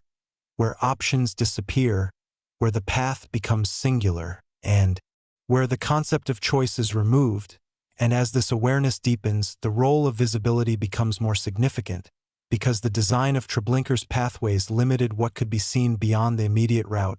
preventing individuals from gaining a broader understanding of the camp's layout. And as you reflect on this, the mind begins to grasp how movement shapes perception, because by controlling the path, the system also controls what is experienced, what is understood, and what remains hidden. And as you continue to explore this idea, your attention shifts once more to the absence of return, because unlike Auschwitz, where movement could occur repeatedly within the camp, Treblinka's movement was unidirectional, creating a process that did not loop, did not repeat for individuals, but progressed in a single, irreversible sequence. And as you imagine this, it may begin to feel like a flow that moves forward without interruption, without variation, and without the possibility of reversal. And as this realization settles, it adds to the sense of contrast, because it shows that while Auschwitz's movement is defined by cycles, routines, and multiple paths, Treblinka's movement is defined by a single trajectory, one that aligns directly with its purpose. And as you continue to drift within this understanding, another layer begins to unfold, one that reveals how these different forms of movement reflect the underlying design of each camp, demonstrating how space, direction, and control work together to shape not only the operation of the system, but the experience of those within it. And as you allow this awareness to settle, the comparison between Auschwitz-Birkenau and Treblinka becomes more complete, revealing not only how these camps were structured, but how individuals moved through them and how those movements defined the reality of what occurred within their boundaries. Chapter 8, Segment 3, The Atmosphere of the Camps. As the understanding of space, layout, and movement within Auschwitz-Birkenau and Treblinka settles into a deeper and more complete perspective, the focus now shifts towards something less tangible, yet deeply influential in shaping the experience of these places, and that is the atmosphere, because beyond what could be seen or touched, there were also sounds, rhythms, and sensory impressions that formed part of the environment, influencing how individuals perceived and understood the spaces they were in. And as you begin to imagine this, you might first consider Auschwitz, where the scale and complexity of the camp created a layered atmosphere, one that combined different elements into a continuous sensory experience. And this leads to a quiet realization that within Auschwitz, the environment was not defined by a single sensation, but by a mixture of sounds and impressions that varied depending on location, time, and activity. And as this awareness begins to take shape, you might picture the daily routines unfolding, with movement between barracks and work sites, with voices, commands, and the sounds of activity creating a background that was both constant and changing. And as this realization settles, the roll-off repetition becomes more apparent, because it shows that many of these sounds followed patterns, recurring at certain times, associated with specific actions, creating a rhythm that became part of the daily experience. And as you continue to drift through this understanding, another detail begins to emerge, one that adds to the sense of contrast within the camp itself, because different areas carry different atmospheres, with some spaces defined by ongoing activity and others by a more subdued or controlled environment, creating a varied sensory landscape within the same location. And as you imagine this, it may begin to feel like a place where the atmosphere shifts depending on where you are, where each section of the camp has its own character, its own combination of sounds and impressions. And as this awareness deepens, the role of distance becomes more significant, because the size of Auschwitz meant that not all sounds carried across the entire camp, creating zones of perception where individuals experienced only parts of the overall environment, contributing to a fragmented understanding of what was happening beyond their immediate surroundings. And as you reflect on this, the mind begins to grasp how atmosphere influences perception, because it shapes not only what is heard, but also how it is interpreted, creating a sensory context that frames understanding. And as you continue to explore this idea, your attention shifts once more to the interaction between sound and routine, because the regularity of certain actions created a predictable auditory environment, reinforcing the structure of the camp and contributing to the sense of order, even within a system defined by uncertainty. And as you imagine this, it may begin to feel like a background rhythm, one that continues throughout the day, marking the passage of time and the repetition of activities. And as this realization settles, it adds to the sense of continuity, because it shows that Auschwitz's atmosphere was shaped by its sustained operation, by the ongoing presence of activity, and by the accumulation of sensory impressions over time. And as you continue to drift within this understanding, another layer begins to unfold, one that reveals how this layered and varied atmosphere contrasts with Treblinka, where the sensory experience was shaped by a more concentrated and immediate environment, reflecting its different design and purpose. And as this awareness begins to take shape, the perspective prepares to shift once more, moving from a complex and sustained atmosphere to one that is more compressed and singular. As the layered, varied, and continuous atmosphere of Auschwitz-Birkenau settles into a clearer understanding, the perspective now shifts fully toward Treblinka, where the sensory experience was shaped by a fundamentally different structure, one that reflects the camp's immediacy, its focused design, and its compressed operation, creating an atmosphere that is more concentrated, more directed, and more singular in its nature. And as you begin to imagine this, you might consider how the absence of prolonged daily life within Treblinka influenced its sensory environment, because without the extended routines and varied activities seen in Auschwitz, the atmosphere of Treblinka was more closely tied to its central process, creating a space where the sensory experience was dominated by the flow of arrivals and the rapid progression of events. and this leads to a quiet realization that within Treblinka, the atmosphere was not built over time through repetition and variation, but emerged from a continuous sequence of similar events, creating a rhythm that was defined by its immediacy rather than by long-term patterns. And as this awareness begins to take shape, you might picture the arrival of transports, the movement of individuals through the camp, and the brief, intense moments that define the environment, creating a sensory experience that is focused and concentrated. And as this realization settles, the role of compression becomes more apparent, because it shows that the atmosphere of Treblinka was shaped by the rapid succession of events, creating a sense of intensity that differs from the more sustained environment of Auschwitz. And as you continue to drift through this understanding, another detail begins to emerge, one that adds to the sense of containment, because the smaller size and enclosed layout of Treblinka meant that sensory elements were more localized, more immediate, creating an environment where what was experienced was closely tied to the immediate surroundings. And as you imagine this, it may begin to feel like a space where everything is closer, where the atmosphere is more concentrated, and where the separation between different areas is less pronounced than in Auschwitz.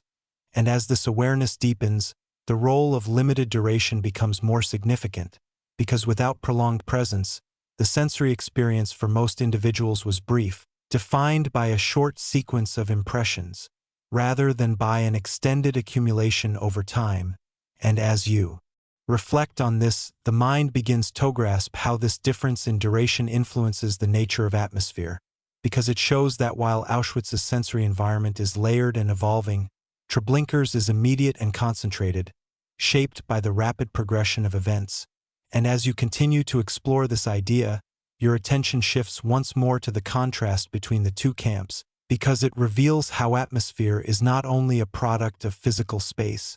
but also of time, function, and structure, creating different sensory experiences that reflect the underlying design of each camp. And as you imagine this, it may begin to feel like two different forms of environment, one expansive and varied, the other compressed and singular, each shaping perception in its own way. And as this realization settles, it adds to the sense of completeness, because it shows that understanding these camps requires not only examining what can be seen and measured, but also considering what was felt, what was experienced, and how the environment itself influenced those who passed through it. And as you continue to drift within this understanding, another layer begins to unfold, one that reveals how these sensory experiences contribute to the broader memory and understanding of these places, shaping not only how they are described, but how they are imagined and remembered. And as you allow this awareness to settle, the comparison between Auschwitz-Birkenau and Treblinka becomes more complete, revealing not only their structures and operations, but the atmospheres that surrounded them, and the ways in which those atmospheres shaped the human experience within their boundaries. Chapter 9, Segment 1. The Voices That Remained. As the understanding of space, movement, and the sensory atmosphere within Auschwitz-Birkenau and Treblinka settles into a deeper and more complete perspective, the focus now shifts toward what endured beyond the physical boundaries of these camps, because while the structures were altered, dismantled, or preserved, the experiences of those who lived through them did not remain confined to those spaces, but continued forward through memory, through testimony, and through the lasting impact carried by survivors. And as you begin to imagine this, you might first consider Auschwitz, where the presence of a larger surviving population created a broader range of accounts, each reflecting individual experiences within the same system. And this leads to a quiet realization that the history of Auschwitz is not only preserved in documents and physical remains, but also in the voices of those who endured its conditions and later described them, adding a human dimension that extends beyond the structures themselves. And as this awareness begins to take shape, you might picture the process of recollection, where individuals reflect on their experiences, organizing memories that were formed under conditions of uncertainty, repetition, and change, creating narratives that attempt to convey not only what happened, but how it was experienced. And as this realization settles, the role of memory becomes more apparent, because it shows that recollection is not a simple or uniform process, but one that is influenced by time, by perspective, and by the act of remembering itself, creating accounts that are both deeply personal and part of a larger collective understanding. And as you continue to drift through this understanding, another detail begins to emerge, one that adds to the sense of complexity, because within Auschwitz, the diversity of experiences, ranging from those who remained for extended periods to those who encountered the camp more briefly, resulted in a wide range of perspectives, each contributing a different piece to the overall picture. And as you imagine this, it may begin to feel like a mosaic, where individual accounts come together to form a broader understanding, yet where each piece retains its own distinct character. And as this awareness deepens, the role of testimony becomes more significant because it provides insights into aspects of the camp that may not be fully captured by records or physical evidence, adding depth and nuance to the historical narrative. And as you reflect on this, the mind begins to grasp how these testimonies influence not only how Auschwitz is understood, but how it is remembered, shaping the way its history is conveyed to future generations. And as you continue to explore this idea, your attention shifts once more to the act of sharing these memories, because the transition from personal experience to public testimony represents a movement from individual recollection to collective awareness, creating a bridge between those who experience the camps and those who seek to understand them. And as you imagine this, it may begin to feel like a continuation of presence, where the voices of survivors extend beyond the boundaries of the camp, carrying their experiences into new contexts. And as this realization settles, it adds to the sense of continuity, because it shows that Auschwitz's history is not confined to the past, but continues to be shaped by the ongoing process of remembrance and interpretation. And as you continue to drift within this understanding, another layer begins to unfold, one that reveals how this abundance of testimony contrasts with Treblinka, where the smaller number of survivors creates a different kind of narrative, one that is more limited, more concentrated, and shaped by the conditions under which those accounts were formed. And as this awareness begins to take shape, the perspective prepares to shift once more, moving from a space of many voices to one where each voice carries an even greater weight.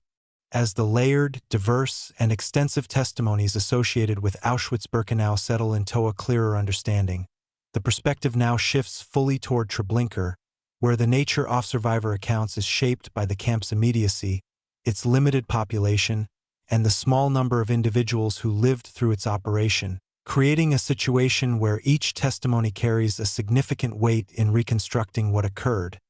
And as you begin to imagine this, you might consider how the scarcity of survivors influences the way Treblinka is understood, because with fewer voices available, each account becomes a crucial source of information, providing insights that cannot be easily supplemented or cross-referenced.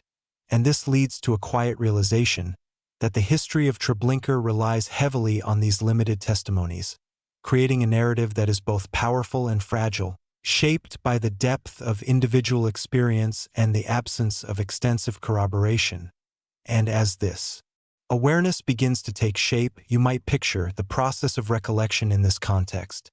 where individuals who survived carry the responsibility of describing a system that was designed to leave little trace, creating accounts that not only reflect personal experience but also serve as a primary means of understanding the camp as a whole.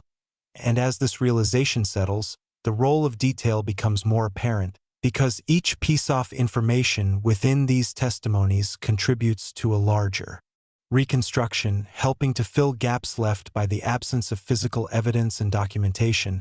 And as you continue to drift through this understanding, another detail begins to emerge, one that adds to the sense of intensity, because the experiences described in these accounts often reflect the compressed and immediate nature of Treblinka, creating narratives that are focused, direct, and shaped by the rapid progression of events. And as you imagine this, it may begin to feel like a concentrated form of memory, where moments are remembered with clarity due to their intensity, yet where the overall picture must be assembled from a limited number of perspectives.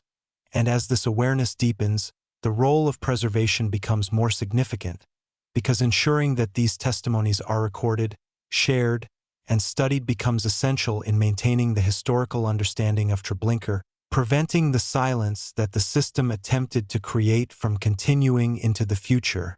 And as you reflect on this, the mind begins to grasp how the scarcity of testimony influences not only the content of the narrative, but also its interpretation, requiring careful analysis, cross-referencing, and contextualization to build a coherent understanding. And as you continue to explore this idea, your attention shifts once more to the contrast between the two camps, because it reveals how the availability of survivor accounts shapes the way history is told, with Auschwitz offering a broader and more varied set of perspectives, while Treblinka provides a more concentrated and limited set, each contributing to the overall understanding in different ways. And as you imagine this, it may begin to feel like two different forms of narrative, one expansive and multifaceted, the other focused and essential, each reflecting the conditions under which the accounts were formed. And as this realization settles, it adds to the sense of significance, because it shows that the voices that remain are not only records of the past but active elements in the present, shaping how these camps are understood, remembered, and interpreted. And as you continue to drift within this understanding, another layer begins to unfold, one that reveals how these testimonies extend beyond historical analysis, influencing education, memory, and collective awareness, ensuring that what occurred is not only known, but also carried forward. And as you allow this awareness to settle, the comparison between Auschwitz-Birkenau and Treblinka becomes more complete, revealing not only how they functioned, but how their stories continue to be told through the voices of those who experienced them. Chapter 9, Segment 2, Rebuilding the Past. As the understanding of survivor testimony and the voices that carried forward the experiences of Auschwitz-Birkenau and Treblinka settles into a deeper and more complete perspective, the focus now shifts toward the broader process through which these histories were reconstructed. Because while individual accounts provide essential insight, they are only one part of a larger effort that combines multiple forms of evidence, analysis, and interpretation to build a coherent understanding of what occurred. And as you begin to imagine this, you might first consider Auschwitz, where the reconstruction of its history is supported by a wide range of sources, including surviving structures, extensive documentation, and a large number of testimonies, creating a situation in which multiple forms of evidence can be compared, cross-referenced, and integrated. And this leads to a quiet realization that the history of Auschwitz is not derived from a single source, but from the interaction between many, each contributing to a layered and evolving understanding. And as this awareness begins to take shape, you might picture the process of examining records, where transport lists, administrative documents, and other materials are analyzed to establish timelines, identify patterns, and understand how the camp operated. And as this realization settles, the role of correlation becomes more apparent, because it shows that by comparing different types of evidence, researchers are able to confirm details, resolve discrepancies, and build a more reliable picture of events. And as you continue to drift through this understanding, another detail begins to emerge, one that adds to the sense of depth, because the physical site itself provides a form of evidence, with its layout, structures, and remaining elements offering insight into how the camp was organized and how it functioned, creating a tangible reference point that complements written and oral accounts. And as you imagine this, it may begin to feel like a process of layering, where each type of evidence adds another dimension to the understanding, and where the combination of sources creates a more complete and nuanced picture. And as this awareness deepens, the role of interpretation becomes more significant, because even with extensive evidence, understanding requires analysis, requires decisions about how to connect different pieces of information, how to address gaps, and how to present findings in a coherent way. And as you reflect on this, the mind begins to grasp how reconstruction is not a static process, but an ongoing one, where new discoveries, new perspectives, and new methodologies continue to refine and expand understanding. And as you continue to explore this idea, your attention shifts once more to the importance of consistency, because the presence of multiple sources allows for verification, creating a framework in which conclusions can be tested and supported, contributing to a more stable and widely accepted understanding of Auschwitz history. And as you imagine this, it may begin to feel like a structure built from many parts, where each piece supports the others, creating a foundation that is both detailed and resilient. And as this realization settles, it adds to the sense of clarity, because it shows that while no reconstruction can be entirely complete, the abundance of evidence in Auschwitz allows for a relatively comprehensive understanding. And as you continue to drift within this understanding, another layer begins to unfold, one that reveals how this process contrasts with Treblinka, where the reconstruction of history relies on a different balance of evidence, shaped by the absence of physical remains and the limited documentation available. And as this awareness begins to take shape, the perspective prepares to shift once more, moving from a context of abundance to one of scarcity. As the layered, corroborated, and relatively comprehensive reconstruction of Auschwitz-Birkenau's history settles into a clearer understanding, the perspective now shifts fully toward Treblinka, where the process of rebuilding the past unfolds under fundamentally different conditions, shaped by the scarcity of physical evidence, the limited documentation, and the deliberate efforts made to erase the camp's existence, creating a situation where reconstruction relies more heavily on indirect sources and careful interpretation. And as you begin to imagine this, you might consider how researchers approach a site where much of the original structure is no longer present, where records are incomplete or absent, and where the available testimonies, while invaluable, are limited in number. And this leads to a quiet realization that reconstructing Treblinka's history is a process that requires piecing together fragments, combining different types of evidence to form a coherent picture, even when no single source provides a complete account. And as this awareness begins to take shape, you might picture the use of transport records from outside the camp, where information about departures and destinations can be used to estimate the number of individuals who arrived, providing a basis for understanding scale even in the absence of internal documentation. And as this realization settles, the role of inference becomes more apparent, because it shows that understanding Treblinka often involves drawing conclusions from indirect evidence, connecting data points that originate from different contexts to build a larger narrative. And as you continue to drift through this understanding, another detail begins to emerge, one that adds to the sense of methodological complexity, because the absence of physical structures means that the site itself must be studied in different ways, through surveys, analysis of the landscape, and other techniques that seek to identify traces that are not immediately visible, creating a form of investigation that differs from the more direct examination possible at Auschwitz. And as you imagine this, it may begin to feel like uncovering something hidden, where the process of discovery involves looking beyond what is immediately apparent. And as this awareness deepens, the role of testimony becomes even more central, because in the absence of extensive documentation, the accounts of those who experienced Treblinka provide essential insights into its operation, helping to fill gaps and guide interpretation. And as you reflect in this, the mind begins to grasp how these testimonies, combined with indirect evidence, form the foundation of Treblinka's historical reconstruction, creating a narrative that is both powerful and dependent on careful analysis. And as you continue to explore this idea, your attention shifts once more to the challenges involved, because the need to interpret limited and sometimes fragmented evidence requires a cautious approach, one that considers multiple possibilities, evaluates sources critically, and seeks to build conclusions that are supported by the available information. And as you imagine this, it may begin to feel like assembling a puzzle with missing pieces, where the overall image can be understood, but where some details remain uncertain. And as this realization settles, it adds to the sense of contrast, because it shows that while Auschwitz history can be reconstructed through a combination of abundant sources, Treblinka's history requires a different approach, one that relies on reconstruction, inference, and the careful integration of limited evidence. And as you continue to drift within this understanding, another layer begins to unfold, one that reveals how these different processes of reconstruction influence not only how these camps are understood,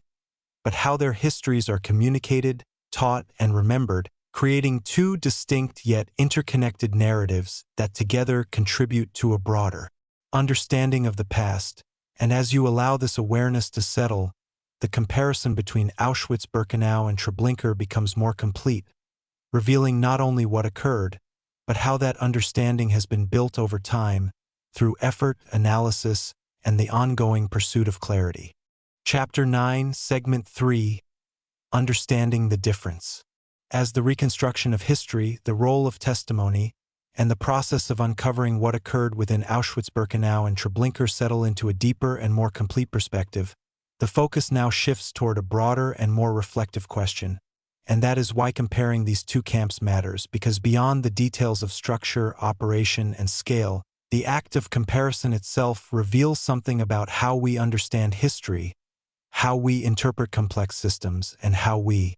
engage with events that resist simple explanation. And as you begin to imagine this, you might first consider how Auschwitz and Treblinka are often mentioned together, both recognized as major sites within the same system, yet understood in different ways due to their distinct characteristics. And this leads to a quiet realization that comparison is not about placing one above the other, but about examining how different forms of the same system can exist, each reflecting a different approach, different structure, and a different experience. And as this awareness begins to take shape, you might reflect on how Auschwitz, with its complexity, duration, and extensive documentation, provides a detailed and multifaceted view of the system, allowing for in-depth study and analysis, while Treblinka, with its immediacy, its limited evidence, and its concentrated operation, offers a different perspective, one that highlights the intensity and efficiency of the system in a more focused way. And as this realization settles, the role of contrast becomes more apparent, because it shows that by examining these differences, a more complete understanding can be achieved, one that incorporates multiple dimensions rather than relying on a single example. And as you continue to drift through this understanding, another detail begins to emerge, one that adds to the sense of perspective, because comparison allows for the identification of patterns, of similarities and differences that might not be as visible when each camp is considered in isolation, creating a broader framework within which the system can be understood.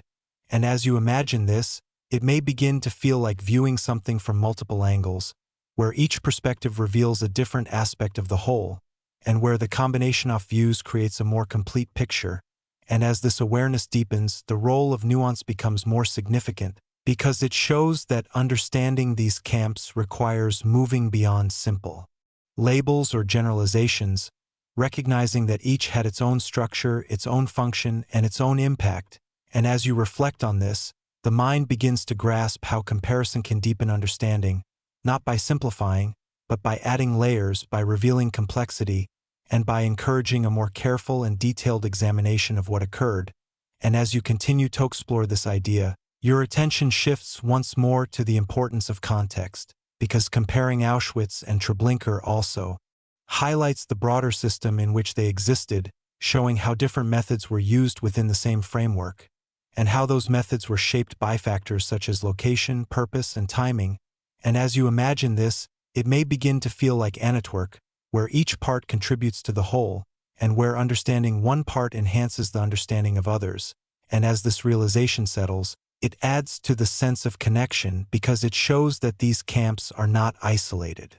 events, but interconnected elements within a larger structure. And as you continue to drift within this understanding, another layer begins to unfold, one that reveals how this comparison influences the way these camps are remembered today, shaping narratives, guiding education, and informing the ways in which history is communicated to future generations. And as this awareness deepens, the perspective begins to move beyond analysis toward reflection, considering not only what these camps were, but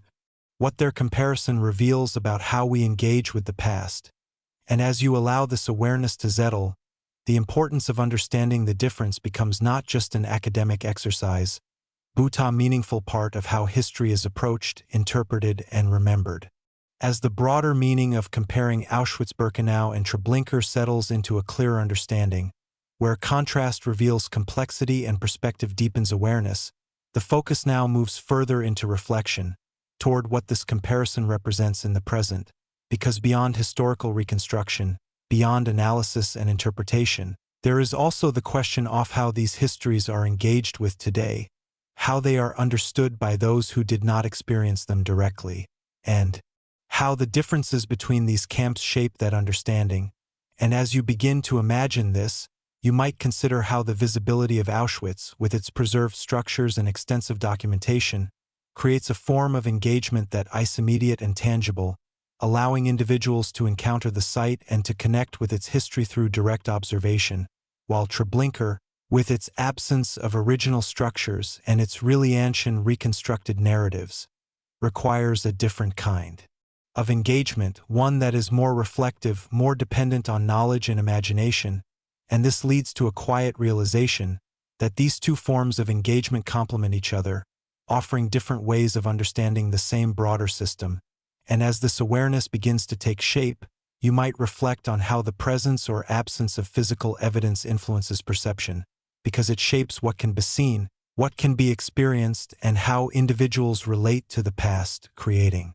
different pathways to understanding. And as this realization settles, the role of education becomes more apparent,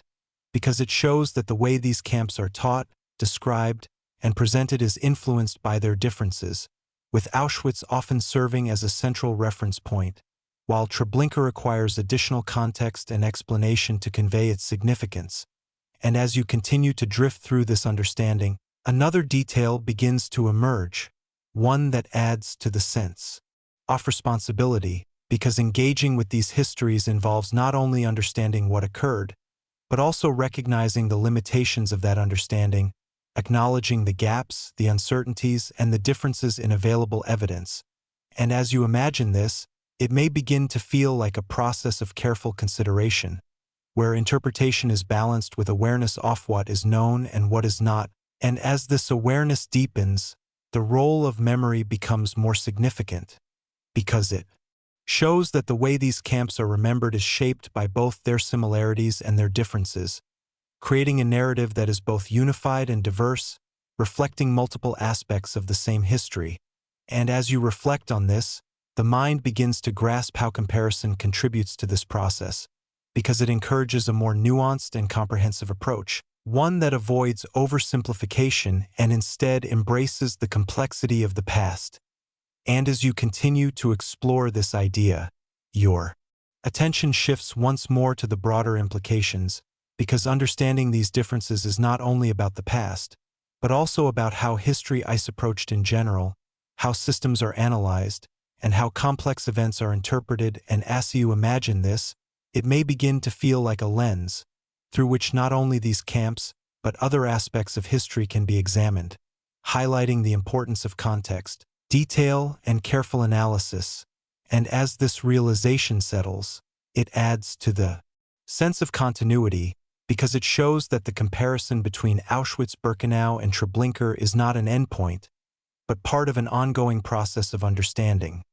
one that continues to evolve as new perspectives emerge and engagement with the past continues.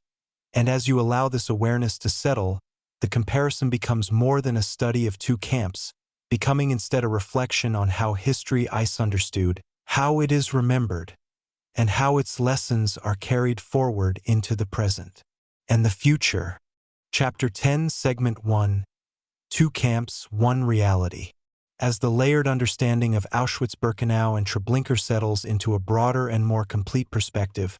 shaped by structure, time, movement, memory, and the human experience within and beyond these camps, the focus now shifts toward bringing these elements together, not as isolated observations, but as interconnected parts of a larger picture, because throughout this comparison, each difference that has been explored has revealed not only how these camps functioned individually, but how they reflect different expressions of the same underlying system. And as you begin to imagine this, you might first consider Auschwitz, where complexity, duration, and integration define its structure, creating a space where multiple functions coexist, where time extends, and where the experience is shaped by layers of routine, uncertainty, and adaptation, and this leads to a quiet realization that Auschwitz represents a form-off system that is expansive, one that develops over time, incorporating new elements and evolving in response to changing conditions. And as this awareness begins to take shape, you might picture the camp as a network where different areas, processes, and roles are connected, forming a structure that is both organized and dynamic. And as this realization settles, the roll-off continuity becomes more apparent, because it shows that Auschwitz's operation is sustained, maintained through repeated cycles and ongoing activity, creating a sense of persistence. That defines its existence, and as you continue to drift through this understanding, another detail begins to emerge, one that adds to the sense of layered experience, because within this expansive system, individuals encounter different aspects of the camp depending on their position, their duration off stay, and their movement within the space, creating a range of perspectives that contribute to a complex and multifaceted understanding. And as you imagine this, it may begin to feel like a structure that contains many realities within it, each shaped by the same system yet experienced differently. And as this awareness deepens, the role of accumulation becomes more significant, because it shows that Auschwitz's impact is built over time, through continuous operation, through the steady flow of individuals entering and moving through the system, creating a scale that is both vast and gradual. And as you reflect on this, the mind begins to grasp how this accumulation influences not only the operation of the camp, but also its historical record, creating a wealth of documentation, testimony, and physical evidence that allows for detailed reconstruction and analysis. And as you continue to explore this idea, your attention shifts once more to the broader significance of this structure, because it reveals how a system can operate through complexity, through integration, and through sustained activity, creating a model that is both expansive and enduring. And as you imagine this, it may begin to feel like one side of a larger equation, representing a particular way in which the system was expressed. And as this realization settles, it adds to the sense of contrast, because it prepares the perspective for the other side, where the same underlying system takes on a different form, one defined not by expansion and duration, but by concentration and immediacy. And as you continue to drift within this understanding, another layer begins to unfold, one that reveals how Treblinka, in contrast, represents a different expression of the same reality. And as this awareness begins to take shape, the perspective prepares to shift once more, moving from a system of complexity and duration to one of focus and speed. As the expansive, layered, and evolving structure of Auschwitz-Birkenau settles into a clearer understanding, the perspective now shifts fully toward Treblinka, where the same underlying system is expressed through a fundamentally different form, one that is defined not by complexity or duration, but by simplicity, concentration, and immediacy, creating a model that operates with a singular focus and a direct relationship between design and function. And as you begin to imagine this, you might consider how Treblinka represents a system that does not expand or evolve in the same way, but instead remains fixed in its purpose, structured to carry out a specific function with precision and efficiency. And this leads to a quiet realization that while Auschwitz reflects a system that grows and adapts, Treblinka reflects a system that is designed to act quickly and without variation, creating a contrast that highlights two different approaches within the same framework. And as this awareness begins to take shape, you might picture Treblinka as a sequence, a continuous flow of events that move from beginning to end without interruption, where space, time, and movement are all aligned toward a single objective. And as this realization settles, the role of immediacy becomes more apparent,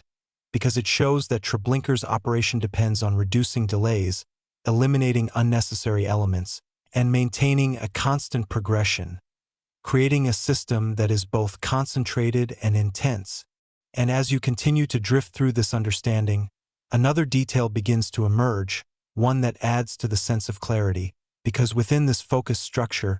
there is little variation, little deviation from the central process, creating a system where each component serves the same purpose, reinforcing the overall design. And as you imagine this, it may begin to feel like a streamlined path, where everything is directed, where complexity is minimized, and where the system operates with a kind of singular precision. And as this awareness deepens, the role of compression becomes more significant, because it shows that Treblinka's impact is achieved not through accumulation over time,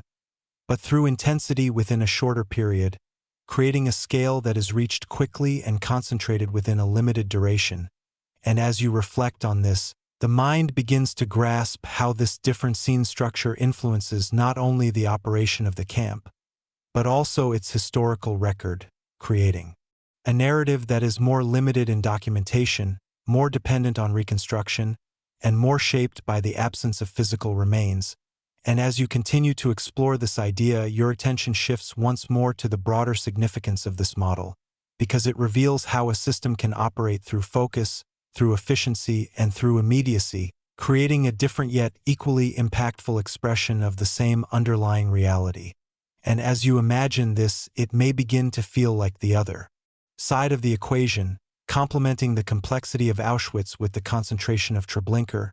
And as this realization settles, it adds to the sense of completeness, because it shows that understanding these camps requires recognizing both forms, both approaches, and the ways in which they interact within the larger system. And as you continue to drift within this understanding, another layer begins to unfold, one that reveals how bringing these perspectives together allows for a more comprehensive understanding of what these camps represent, not as isolated entities, but as interconnected expressions of a broader structure. And as you allow this awareness to settle, the comparison between Auschwitz-Birkenau and Treblinka reaches a point where differences and similarities merge into a single, more complete perspective, revealing not only how they functioned, but what they collectively represent. Chapter 10, Segment 2, What Remains. As the combined understanding of Auschwitz-Birkenau and Treblinka settles into a more unified and complete perspective, shaped by their differences in structure, time, space, movement, perception, and memory, the focus now shifts toward what all of this ultimately reveals, not only about these two camps, but about the broader nature of systems, history, and understanding itself, because beyond the details that define each camp individually, there is also a larger meaning that emerges from their comparison, one that extends beyond the specific context and invites reflection on how such systems are formed, how they operate, and how they are later understood. And as you begin to imagine this, you might first consider how the existence of two distinct models within the same system demonstrates that there is not always a single way in which such systems take shape, but rather multiple approaches that can exist simultaneously, each adapted to different conditions, different objectives, and different constraints. And this leads to a quiet realization that understanding these camps requires recognizing this flexibility, this ability of a system to express itself in different forms while maintaining the same underlying intent. And as this awareness begins to take shape, you might reflect on how Auschwitz, with its complexity, duration, and integration, reveals how a system can sustain itself over time, adapting to changing circumstances and incorporating multiple functions into a single structure, while Treblinka, with its focus, immediacy, and concentration, reveals how the same system can operate in a more direct and simplified form, achieving its objective through efficiency and speed. And as this realization settles, the role of contrast becomes more apparent, because it shows that by examining these two models together, a more complete understanding of the system as a whole can be achieved, one that acknowledges both its complexity and its simplicity, both its duration and its immediacy. And as you continue to drift through this understanding, another detail begins to emerge, one that adds to the sense of perspective, because it reveals how different forms of evidence, physical remains, documentation, and testimony, shape the way these camps are understood, influencing not only what is known, but how it is interpreted. And as you imagine this, it may begin to feel like a process of construction, where understanding is built from multiple sources, each contributing to a larger narrative that continues to evolve over time. And as this awareness deepens, the role of interpretation becomes more significant, because it shows that history is not only about what happened,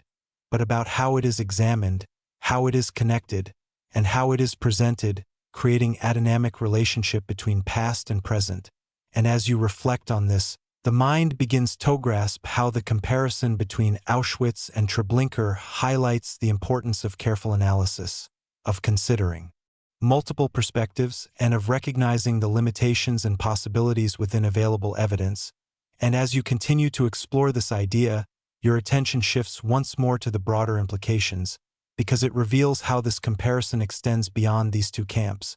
offering insights into how systems function more generally, how different structures can achieve similar outcomes, and how understanding requires attention to both similarities and differences.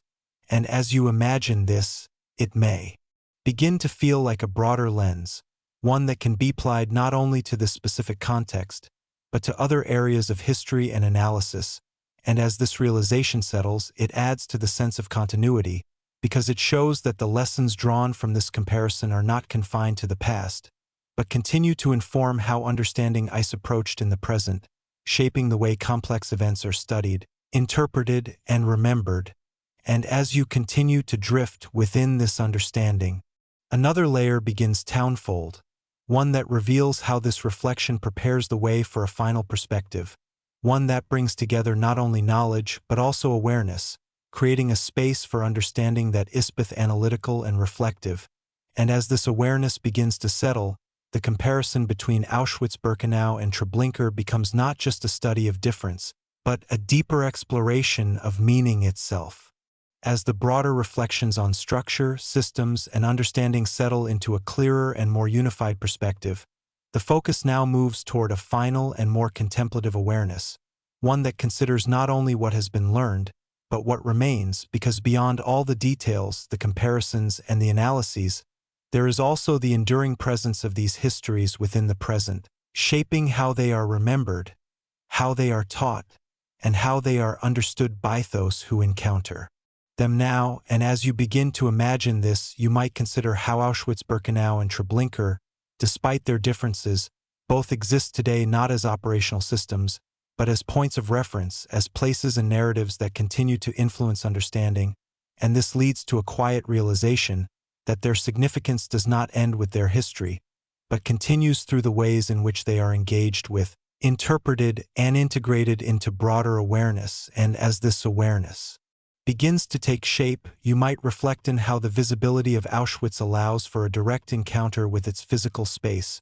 creating a form of understanding that is grounded in presence, while the absence of Treblinka's original structures creates a different kind of engagement, one that relies on knowledge, imagination, and the reconstruction of what is no longer visible. And as this realization settles, the role of memory becomes more apparent, because it shows that remembrance takes different forms, shaped by what remains and what has been lost, creating multiple pathways through which the past can be understood. And as you continue to drift through this understanding, another detail begins to emerge, one that adds to the sense of responsibility, because engaging with these histories involves not only learning about them, but also recognizing the importance of preserving their memory, ensuring that the information, the testimonies, and the understanding continue to be carried forward. And as you imagine this, it may begin to feel like a continuation, where the past extends into the present through awareness and reflection. And as this awareness deepens, the role of interpretation remains significant, because it shows that each generation encounters these histories in its own way, bringing new perspectives, new questions, and new methods of understanding, creating an ongoing process that keeps the past connected to the present. And as you reflect on this, the mind begins to grasp how the comparison between these two camps contributes to this process, offering a more complete and nuanced understanding that can be built upon over time. And as you continue to explore this idea, your attention shifts once more to the idea of completeness, because while no understanding can ever fully capture the entirety of what occurred, the effort to examine, compare, and reflect brings us closer to a more comprehensive awareness, one that acknowledges both what is known and what remains beyond full comprehension. And as you imagine this, it may begin to feel like a balance, where knowledge and reflection coexist, where analysis is accompanied by awareness, and where understanding is both achieved and continuously pursued. And as this realization settles, it adds to the sense of closure, because it shows that the comparison between Auschwitz-Birkenau and Treblinka, while detailed and complex, ultimately leads to a broader perspective, one that integrates knowledge, memory, and meaning into a single, cohesive understanding. And as you continue to drift within this awareness, the narrative reaches a point where the focus is no longer on individual differences or specific details, but on the overall understanding that has been built, a perspective that brings together all aspects of the comparison and allows them to be seen as part of a larger whole. And as you allow this final awareness to settle, the journey through these two camps comes to an end, not as a conclusion, but as a point of reflection, where understanding remains open, evolving, and carried forward into the future. Chapter 10, Segment 3. The Silence That Remains. As the full scope of Auschwitz-Birkenau and Treblinka settles into a single, unified understanding, shaped by everything that has been explored, from structure and movement to memory, testimony, and time, the perspective now slows not to introduce something new, but to allow everything that has been seen, imagined, and understood to come together, because at this point, the comparison is no longer about identifying differences or tracing systems, but about holding the awareness of what these places represent. And as you begin to imagine this, you might find your attention drifting back across everything that has been described, the vast and layered environment of Auschwitz, where time stretched and experiences unfolded over days and months, and the concentrated and immediate structure of Treblinka, where time compressed into moments and sequences that moved without pause. And this leads to a quiet realization that despite all their differences, both of these places are connected by a shared reality, one that cannot be reduced to a single perspective, but must be understood through the combination of all that has been explored.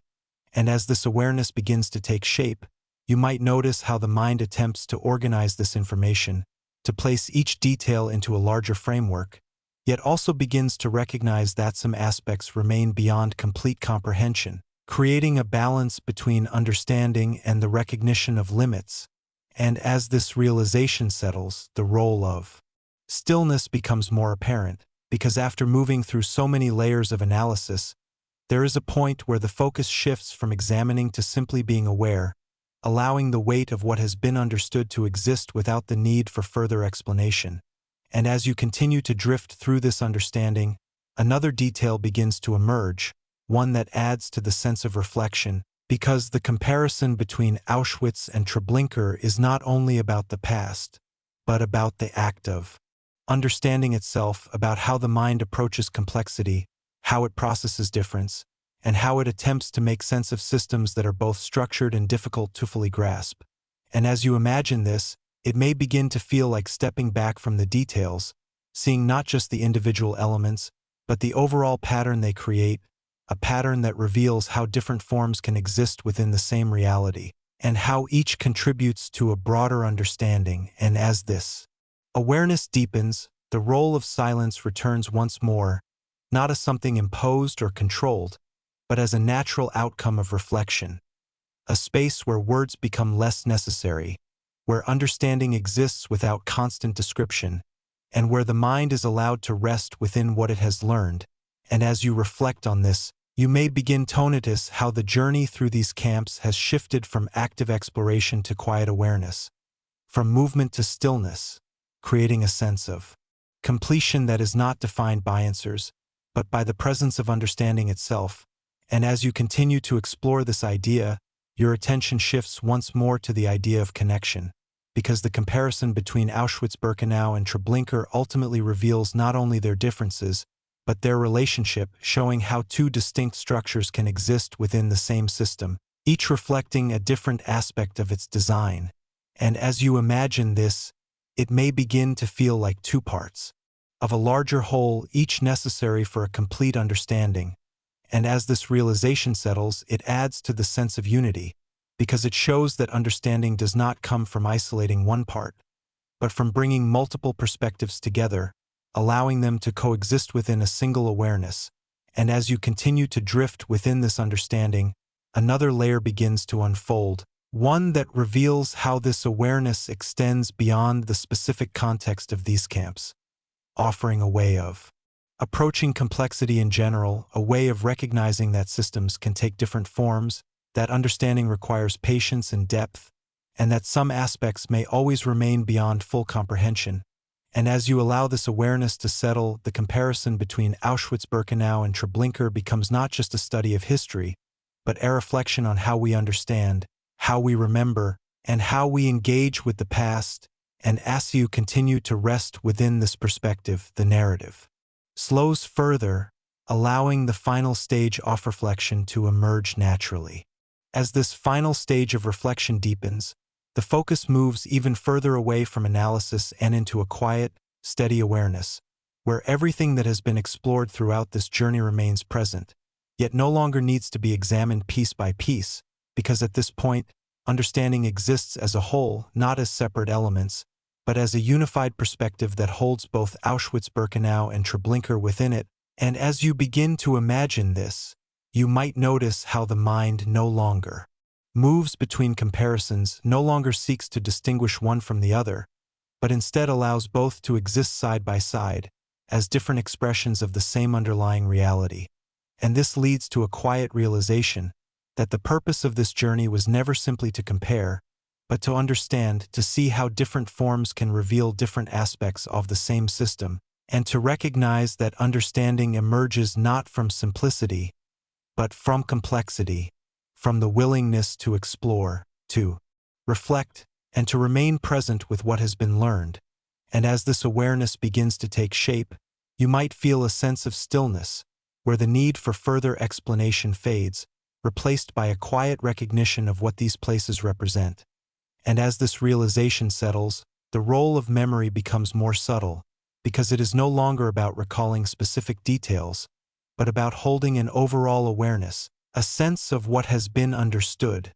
and allowing it to remain without constant repetition. And as you continue to drift through this understanding, another detail begins to emerge, one that adds to the sense of continuity, because even as this narrative comes to a close, the understanding it has built does not end, but continues, carried forward in thought, in reflection, and in the way these histories are remembered and engaged with in the future. And as you imagine this, it may begin to feel like a transition, where the focus shifts from the structured exploration of the past to the ongoing presence of that understanding in the present. And as this awareness deepens, the roll-off perspective becomes more significant, because it shows that what has been gained is not only knowledge, but a way of seeing, a way of approaching complex histories with depth, with nuance, and with an awareness of both what is known and what remains beyond full comprehension. And as you reflect on this, the mind begins to settle into a state where understanding is no longer something that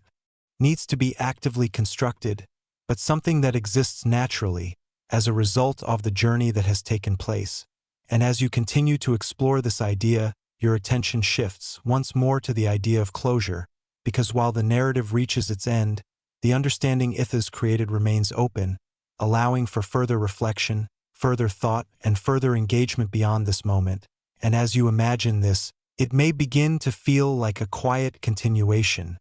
where the end of one process becomes the beginning of another. And as this realization settles, it adds to the sense of calm, because it shows that understanding does not require constant movement, but can exist in stillness, in reflection, and in the quiet awareness of what has been learned. And as you allow this final awareness to settle, the journey through Auschwitz-Birkenau and Treblinka comes to rest, not as a conclusion, but as a moment of stillness, where everything that has been explored remains present, held within a single, unified perspective, ready to be carried forward beyond this point. If you've made it to the end of this journey, take a moment not to rush away, but to sit with what you've just experienced. These weren't just places in history. They were systems shaped in different ways, yet connected by a single devastating reality. And understanding that difference helps us see the past more clearly, not in fragments, but as a whole.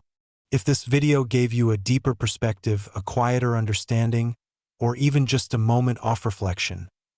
then consider supporting the channel. Subscribe for more deep, immersive documentaries designed to explore history in a way that stays with you long after the video ends. And if you'd like to continue this journey, there's another video waiting for you right now. One that will take you even deeper into the stories history tried to leave behind. Until then, rest your mind and let the silence carry the understanding forward.